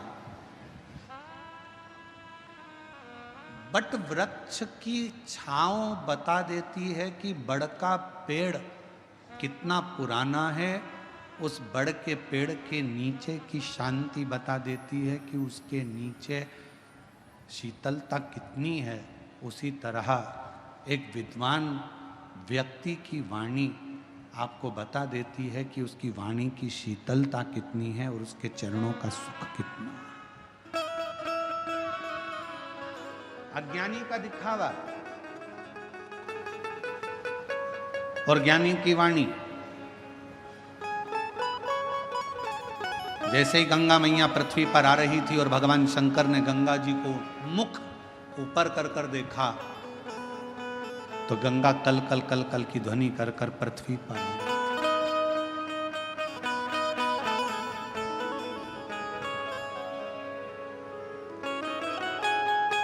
एकदम गंगा जी का नाद और तीव्र हुआ।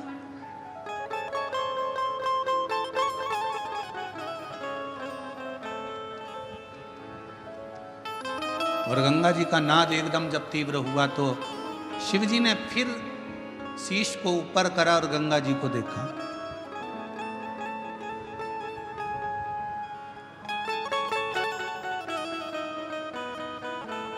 और जैसे ही गंगा भगवान शिव के जटा के करीब में आ गई, तब गंगा एकदम शांत हो गई, एकदम मौन, एकदम।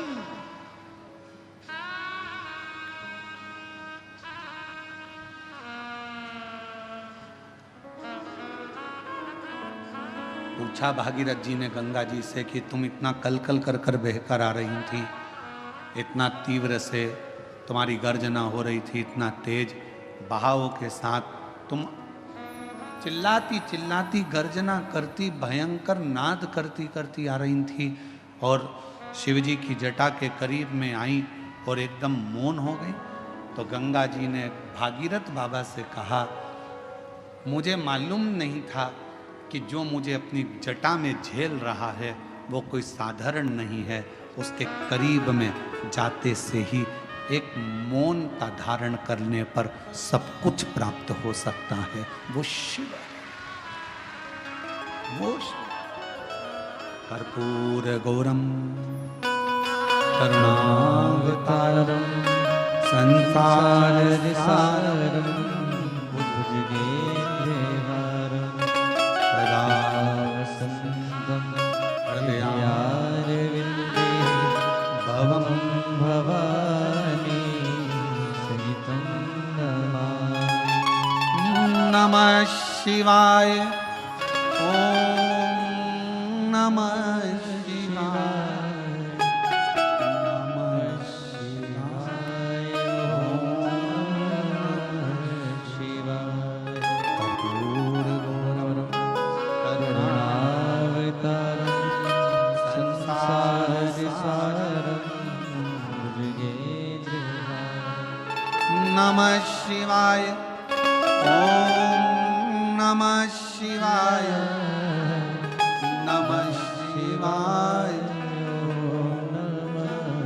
शिवाय, कर्पूर गौरम करुणावतारम संसारसारं भुजगेन्द्रहारं। मुझे क्या मालूम था कि यहाँ मौन रहने पर भी सब मिल सकता। शिव महापुराण की कथा कहती है, भगवान शंकर का चरित्र कहता है, बेलपत्र की छांव में शिव जी के शिवालय में, शमशान में 3 जगह पर अगर व्यक्ति मौन रहकर शिव को पुकारता है तो शंकर उसके ऊपर करुणा जरूर करते हैं। 3 जगह पर मौन हो जाओ।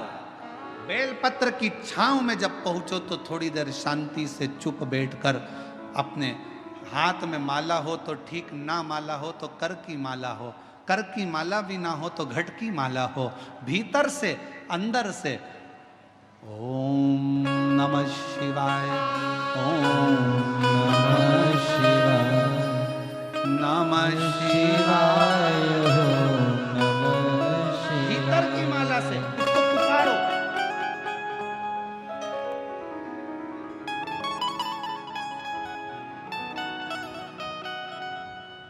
एक महिला बैठी है,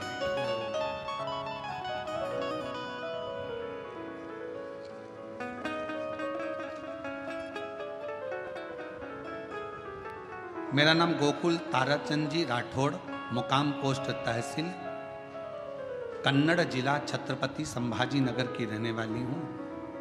कोटि कोटि प्रणाम करती हूँ। मेरा मोबाइल नंबर ये है। मेरा एक ही बेटा था, उसका नाम दर्शन था। मेरा बेटा 18 साल का हो गया था, 12वीं क्लास में पढ़ रहा था, एग्ज़ाम दे चुका था, पढ़ाई में उत्तम था। बुखार आ गया, बुखार आया, डेंगू हो गया। छत्रपति संभाजी नगर के हॉस्पिटल में बताया, बुखार आया, डेंगू हुआ और संभल नहीं पाया और मेरा 18 साल का लड़का मर गया। कहीं बैठी हो गोकुल ताराचंद जी राठौड़, मुकाम पोस्ट तहसील कन्नड़, जिला छत्रपति संभाजी नगर, मोबाइल नंबर है, तो आ सकते हैं। बेटा शांत हो गया। शांत होने के सालों निकलते चले गए, मन स्थिर नहीं था, पागल जैसी हो गई थी, पति भी वैसा ही हो गया था। कौन संभाले? 50 साल की मेरी उम्र हो गई। तब मेरे पास में बापू कुलकर्णी जी रहते हैं। उन्होंने मुझसे कहा, आप ऐसी मौन होकर बैठी रहती हो, एक काम क्यों नहीं करती? वो सियोर वाला महाराज कथा कहता है, तुम टीवी पर क्यों नहीं सुनती? मेरा बेटा मर गया, सालों हो गए, 18 साल का तो वो चले गया और सालों उसके मरे हुए हो गए, क्या सुनो? तुम दिल तो लगाओ शिव जी से, कथा तो सुनो। कथा सुनना प्रारंभ करा, फिर मन में आया कि सियोर वाला महाराज कहता है कि कथा जहां हो और तुम्हारे नजदीक में हो तो वहां के पंडाल में जाकर अगर कुछ मांगोगी तो मिलेगा जरूर। पति से जिद करी और पंडाल में चली गई, कथा सुनी, बाबा से प्रार्थना करी। वहां के एक पंडाल में नहीं, 5 पंडाल कथा सुनकर बाबा से एक ही प्रार्थना करती थी, मेरा बेटा चले गया, 50 साल की मेरी उम्र हो गई, कुछ कृपा करो। वहां की मिट्टी दुनिया के लोगों की दृष्टि में शिव पुराण कथा के पंडाल की केवल मिट्टी होगी, पर मैं जानती हूं वो मिट्टी नहीं, मेरे शिव के चरण की धूल होती है। बाबा के पंडाल की मिट्टी को पेट पर लगा लेती, 50 साल की उम्र, और बाबा से औलाद मांगती कि मेरा बेटा गया है, मुझे दे दे। और बाबा ने वो कृपा कर दी, आज मेरे बेटे को वापिस मेरे बाबा ने मुझे दे दिया। और मेरा बाबा की कृपा से मेरे घर में बेटे का जन्म हुआ है। मैं बेटे को लेकर यहाँ आई हूँ प्रणाम करने के लिए। जो 18 साल का लड़का गया उसका भी फोटो लगा रही हूँ, और जो दूसरा बेटा जन्मा उसका भी फोटो लगा रही हूँ। LED पर दोनों के फोटो, आप पहले 18 साल का जो लड़का चले गया उसका फोटो देखें, और फिर दूसरा फोटो जो बाबा ने 50 साल की आयु में बेटा दिया है उसका दर्शन करें। उस बेटे को जो 50 साल की आयु में था।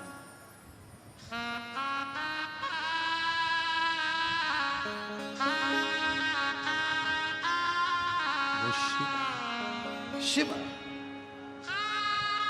फूलों की कलियों में, काशी की गलियों में, तेरे बिना कुछ कहे ना,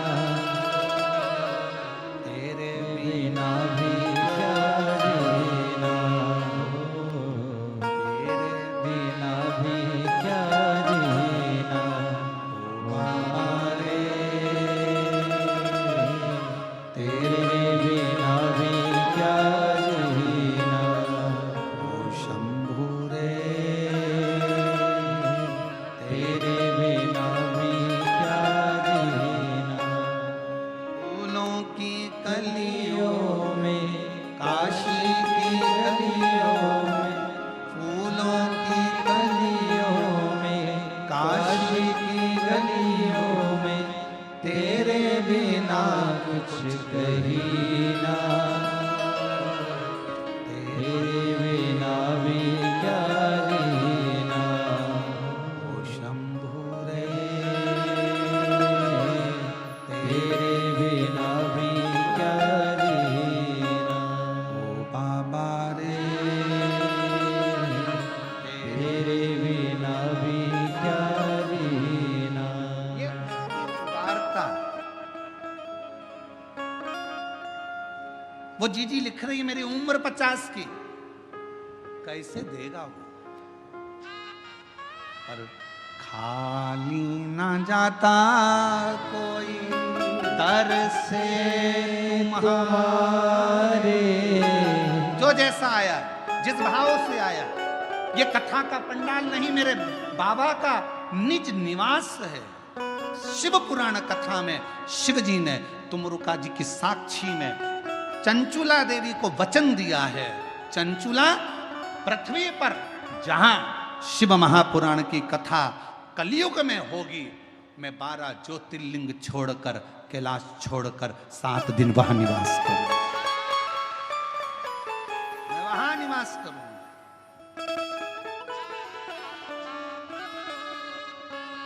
और जो जैसी भावना लाया वो ऐसा ही भर पाया, नहीं खाली उसे लौटाया, वो मन ही मन हर्षाया। और कर दिया माला माल काशी वाले ने खा दिया भंडार काशी वाले ने, कर दिया माला माल काशी वाले ने लुटा दिया भंडार काशी वाले ने। जो जिस भावना से आया, जैसी भावना उसकी, उस भावना से शिव मिला उसको।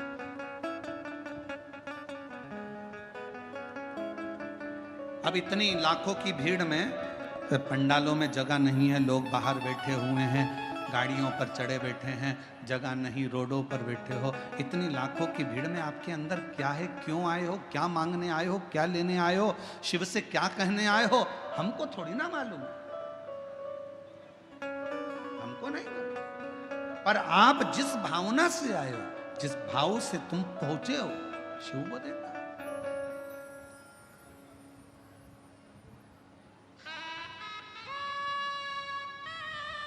शिव प्रदान करो।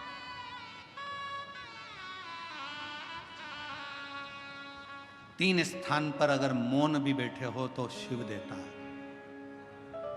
पहला, बेलपत्र के वृक्ष की छांव में थोड़ी देर मौन होकर बैठकर उसको याद करो, स्मरण करो। दूसरा, शिवालय में मेरे शंकर के मंदिर में जाकर थोड़ी देर मौन होकर बैठकर प्राप्त कर सकते।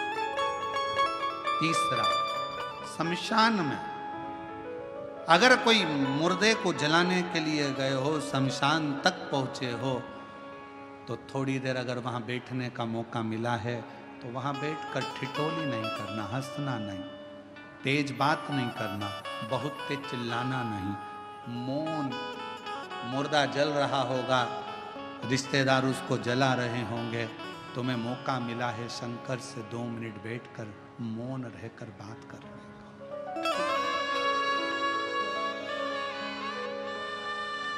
आज के जमाने में लोग शमशान में भी अगर जाकर बैठते हैं तो इतनी ठिठोली, इतनी बातें करते हैं, इतना हंसते हैं, कोई गुटखा खाता, कोई पानी पीता, कोई कुछ करता। आधे से ज़्यादा एंजॉय तो लोग मसान में कर लेते हैं। मौका मिले, सेवा करने का मौका मिले तो कथा, अगर आपके नज़दीक में शिव पुराण की कथा हो रही है, सेवा करो। जैसे कई माताएं पानी की बोतल लाती हैं, कोई पाउच लाता है पानी का, कोई टॉफ़ी लाता है, कोई बिस्कुट लाता है, कोई खाने का सामान लाता है। हम इधर रोड से आते हैं, हमने देखा कि वहाँ पर राजस्थानी माहेश्वरी समाज की ओर से स्टॉल लगा हुआ है, लोगों को कभी खिचड़ी कभी पोहा बांट रहा है। इधर तो हम गए नहीं तो हमको मालूम नहीं, 4-5 रोड हैं, हम कोई एक ही रोड से, जजमान हमारे को जिस रोड से ले जाते हैं वहीं से चले जाते हैं। हमने देखा और ये विश्वास कहता है, जैसे इधर राजस्थानी महेश्वरी समाज स्वल्पहार बांट रही है, तो मेरा मन कहता है, मेरा विश्वास कहता है कि जितनी रोड होगी, सब रोडों पर कोई ना कोई समाज किसी ना किसी रूप में सेवा जरूर कर रही है। कहीं पे सेन समाज बैठी है तो वो कटिंग दाढ़ी फेरी कर रही है, कहीं पर कोई बैठा है, कहीं किसी रूप में बैठे हैं। मैं सारी समाजों को मैं हाथ जोड़कर नमन करता हूं आपके चरणों को कि इन पूरे भारत की भूमि पर अगर कहीं एकता देखना हो तो एक बार शिव महापुराण की कथा में आकर देखो, सारी समाज लगी रहती है। विशाल संचेती जी तो इसको आगे कथा को लेकर आए, संचेती परिवार तो कथा लाया है, जीवन जी तो कथा लाए हैं, ये पूरा परिवार कथा को लेकर आया। संचेती परिवार, रविंद्र कुमार जी हुए, जीवन जी हुए, ये सब कथा को लेकर आए और इनकी मित्र मंडली और इनके सारे साथी इस कथा को लेकर आए हैं। पर इस कथा को सबसे ज्यादा संभाल रहा है तो पूरा बेजापुर का एक एक बच्चा संभाल रहा है। प्रशासन, यहाँ के कलेक्टर महोदय, एसपी, आईजी, डीआईजी, कमिश्नर, यहाँ के एसडीएम, यहाँ के टीआई, यहाँ के तहसीलदार, यहाँ के एक एक मिनिस्टर, मंत्री, सांसद, विधायक, अध्यक्ष, उपाध्यक्ष, यहाँ के जो भी पदाधिकारी गण हैं वो इस पूरी व्यवस्था को संभालने में लगे हुए पूरी। और बेजापुर की यह कथा ऐसी लग रही है, और हमने देखा संचेती परिवार को, हमने इस कथा में पहली कथा है जो हमारा कोई देखने को मिली कि संचेती परिवार ने यहाँ पर आकर ऐसा दर्शाया नहीं कि यह केवल हमारे परिवार की कथा है। बेजापुर की कथा ऐसी लगती है कि बच्चे बच्चे की कथा है, पूरे बेजापुर की कथा। और मैं श्री विशाल संचेती जी को इसके लिए धन्यवाद देता हूँ, बहुत बहुत साधुवाद देता हूँ। ये लगा नहीं कि केवल एक व्यक्ति या एक परिवार की, यह सबकी है। शिव उपासना पार्वती जी की कथा कर रही है, बेलपत्र की कथा कर रही है। बेलपत्र के वृक्ष के नीचे भी अगर बैठो तो तुम शांति से 2 क्षण मौन होकर उस शिव को याद करो।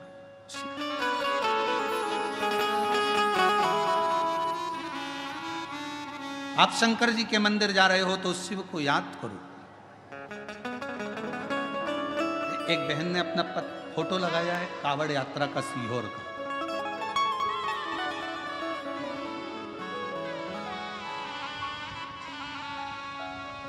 कावड़ यात्रा का उसने फोटो लगाया है बहन ने, और सीहोर की कावड़ यात्रा का फोटो उसने पूर्व का लगाया, और उसने पत्र में लिखा, मैं वैशाली दिलीप शर्मा, सुख शांति नगर बेजापुर की रहने वाली हूँ।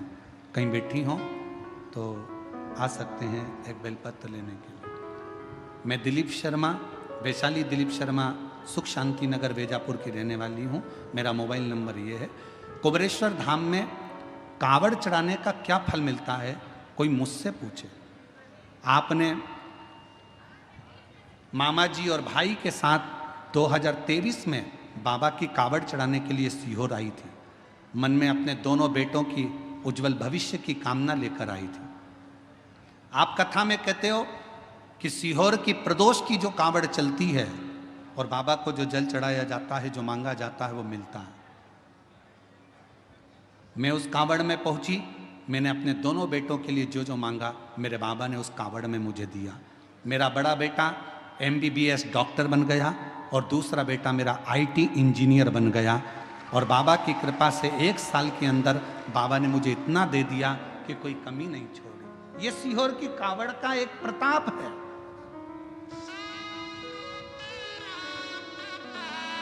और हम तो आपको भी निमंत्रण देंगे, जितने टीवी पर कथा सुन रहे हैं, 6 अगस्त को प्रदोष के दिन की कावड़ सुबह 9 बजे बाबा की भराएगी सीहोर से।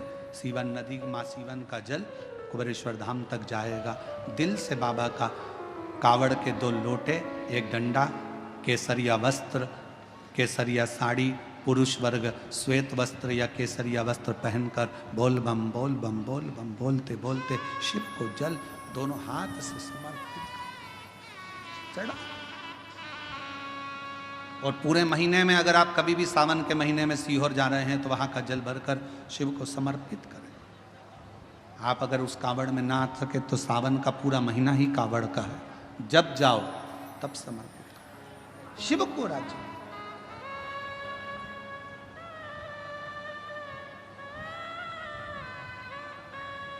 तीन स्थान पर मौन बैठने पर भी कुछ मत मांगो तो भी शिव दे देता है। कुछ मत मांगो,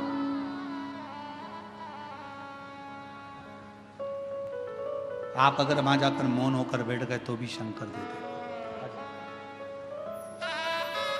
तो भी शिव दे देगा।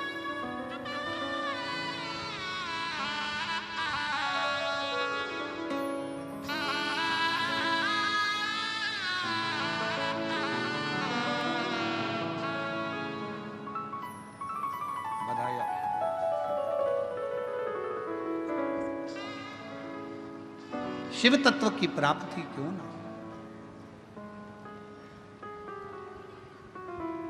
एक सुंदर सी कथा शिव महापुराण के अंतर्गत आती है।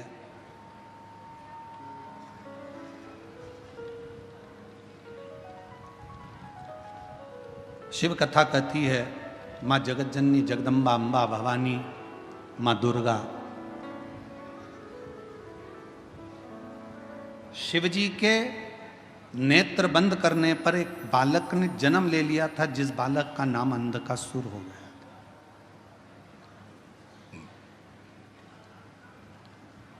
पार्वती जी ने उस बच्चे को अपनी गोदी में ले लिया। ये मेरा पुत्र है, ये मेरा बेटा है। समझाया, भगवान शंकर ने बहुत समझाया कि देखो पार्वती, ये तुम्हारा पुत्र नहीं है, इसको समुद्र में डाल दो। पर पार्वती जी मानती नहीं है।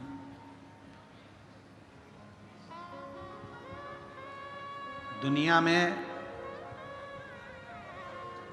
एक मां एक ऐसी होती है जिसका बेटा पेट में रहता है तो भी लात मारता है, गोदी में रहता है तो भी लात मारता है, उसके बाद भी मां अपनी पूरी जिंदगी उस बेटे की भलाई के लिए निकाल देती है। केवल जगत में, इसलिए पूरी दुनिया में मां की बराबरी परमात्मा भी नहीं कर सकता। परमात्मा से भी अगर कोई बड़ी सीढ़ी है तो वो तुम्हारी घर में रहने वाली बूढ़ी मां तुम्हारी मां है, वो सीढ़ी है। उसको पहचान।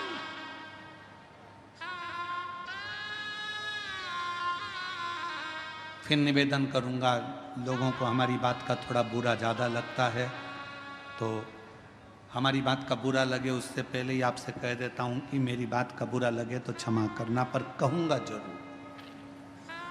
खाया बिना रह जाऊं पर बोले बिना नहीं रह सकता, इसलिए कहूंगा जरूर।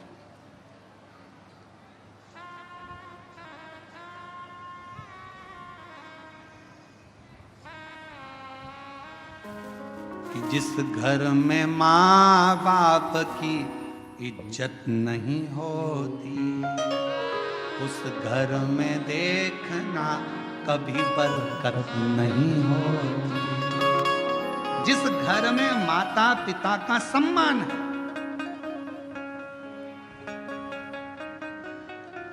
माता पिता का जिस घर में सम्मान, और फिर कहूं, पत्नी अगले जन्म में मिलेगी, बच्चे अगले जन्म में मिलेंगे। तुम जो जन्म लोगे हर जन्म में तुम्हें पत्नी भी मिलेगी। वो कहते ना, तुम गधा भी बनकर पैदा हो गए तो पत्नी मिलेगी, कुत्ता भी बनकर पैदा हो गए तो भी पत्नी मिलेगी, बच्चे भी मिलेंगे, खाने को भी मिलेगा, पीने को भी मिलेगा। पर हर जन्म में जो माँ इस जन्म में मिलती है वो हर जन्म में नहीं मिलती है। माँ एक बार, उसकी इज्जत करो, सम्मान करो, सत्कार करो। थोड़ा ऊंचा नीचा बोल भी देना तो उसके वचन का बुरा मत मानो, बहुत प्रसन्नता में जवाब दो उसको, माँ है। अंधकासुर को गोदी में ले लिया मेरे शिव जी ने, मेरी पार्वती जी ने, और कहा ये मेरा पुत्र है। शंकर भगवान कह रहे हैं ये नेत्र बंद करने के बाद हुआ, इसको फेंक दो। नहीं, माँ माँ होती है। बेटा कैसा भी हो तो भी माँ कभी अपने बच्चे को, हाँ कभी कभी नाराज होती है ना तो गुस्से में बद्दुआ दे देती है, अपशब्द कह देती है, ताना दे देती है, आड़ा टेढ़ा बोल देती है, सब चलेगा।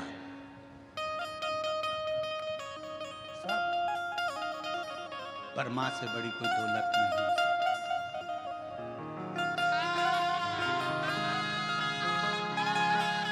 वो कहते माँ बच्चों की जान होती है, माँ बच्चों की जान होती है।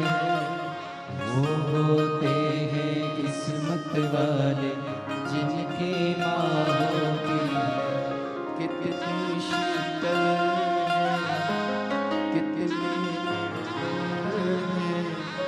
प्यारी प्यारी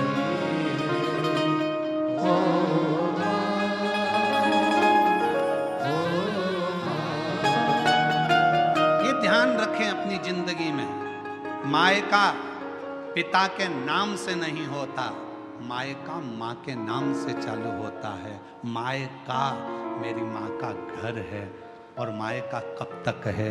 जब तक माँ जीवित है तब तक मायका। गर्व करना कि मेरी माँ है, मेरी मम्मी बैठी है, माँ है।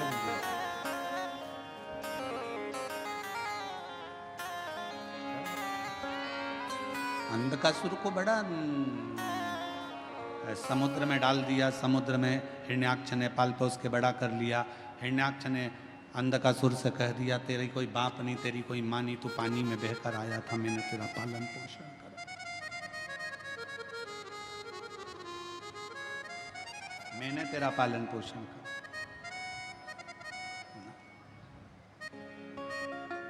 हिरण्याक्ष मर गया, वराह भगवान ने उसके प्राणों को हर लिया। अंधकासुर ने ब्रह्मा जी का तप करा, वर मांगा, मैं मरूं ना। हो नहीं सकता, मरना तो पड़ेगा, तो वर दो, जिस दिन मैं अपनी मां को गलत दृष्टि से देखूं उस दिन मेरे प्राण छूटे।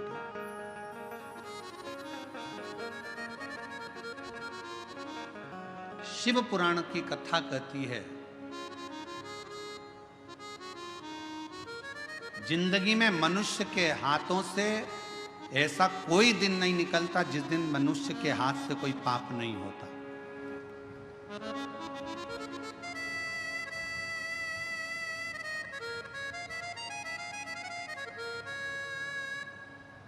ऋषभ देव जी महाराज का चरित्र श्रीमद् भागवत कथा में आता है, तो ऋषभ देव जी महाराज के चरित्र में 4 स्थान पर पाप होने का क्रम बताया।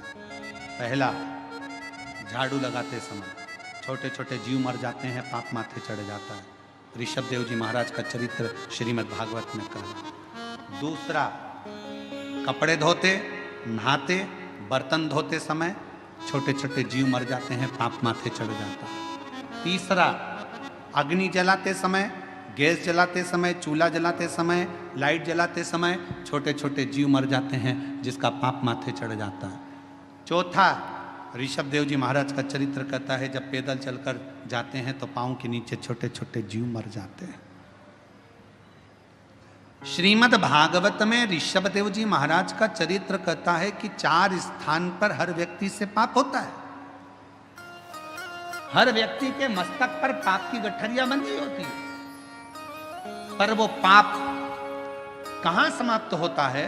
शिव महापुराण की कथा कहती है, जब हम किसी बेलपत्र के वृक्ष के नीचे से निकल कर चले जाते हैं तो हमारे मस्तक पर चढ़ा हुआ सारा पाप एक क्षण में समाप्त हो जाता है।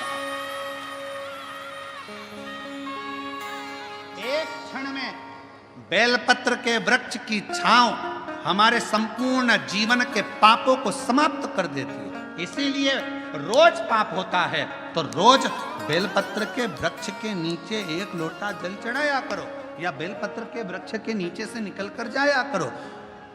अपने मोहल्ले में, अपनी कॉलोनी में अगर कोई बेलपत्री का पेड़ हो तो तुम्हें जाना उधर से है तो पति से कहना इधर से ले चलो, उसकी छांव में से थोड़ा सा निकल कर चले जाएंगे तो हमारी जिंदगी के पाप करना समाप्त हो।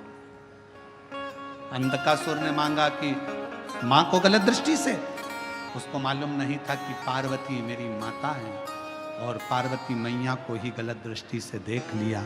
शिव जी ने काल भैरव को प्रकट कर कर उस अंधकासुर को समाप्त। मां मां होती, किसी को भी गलत विचार से, गलत दृष्टि से, गलत भाव से कभी ना बोलो।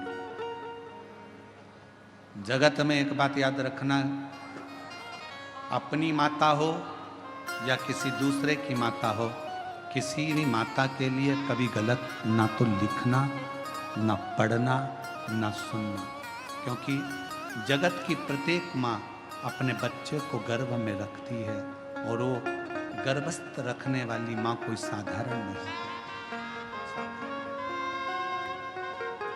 मात्र समय आया, आगे बाबा के सुंदर चरित्रों का वर्णन हुआ। भगवान विदल उत्पल को भगवान संहार करते हैं तो भगवान शिव का एक नाम कुंदकेश्वर महादेव पड़ जाता है। भगवान श्री कुंदकेश्वर पधार रहे हैं, जोरदार ताली बजा उनका स्वागत वंदन अभिनंदन। आज कथा का 5वां दिवस था जो विराम ले रहा है। कल कथा का 6ठा दिन रहेगा। कथा का समय कल का यही 1 बजे से 4 बजे तक रहेगा। परसों के दिन कथा का समय सुबह 8 बजे से 11 बजे तक रहेगा। कल कथा की शिवरात्रि का उत्सव रहेगा। बड़े प्रेम से आप लोग कथा का लाभ लें। जिन्होंने 5 दिवसीय कथा पूर्ण ना सुनी हो वो कल और परसों की कथा का लाभ लेकर अपने जीवन को धन्य बनाएं और आनंदित करें। हर हर महा बाबा की पवित्र कथा का लाभ आप और हम ले रहे हैं। 12 जुलाई से 18 जुलाई तक श्रावण के महीने की पहली कथा कोरवा छत्तीसगढ़ में स्थान कोरबा छत्तीसगढ़ में होगी। और 30 जुलाई से 5 अगस्त तक सावन के महीने की दूसरी कथा जयंती स्टेडियम भिलाई छत्तीसगढ़ में बोलबम सेवा समिति कल्याण समिति के द्वारा होगी। कथा का समय 1 बजे से 4 बजे तक रहेगा। और 5 तारीख से 9 तारीख तक सीहोर कुबरेश्वर धाम पर बाबा के कंकर शंकर की भूमि पर रुद्राक्ष महोत्सव होगा, जिसमें 5 दिवसीय कथा चलेगी। और 10 तारीख को बाबा के सुंदर शिव दीक्षा गुरु दीक्षा महोत्सव होगा, जिसमें भगवान देवादिदेव महादेव के आराधना पूजन का स्मरण होगा। हर हर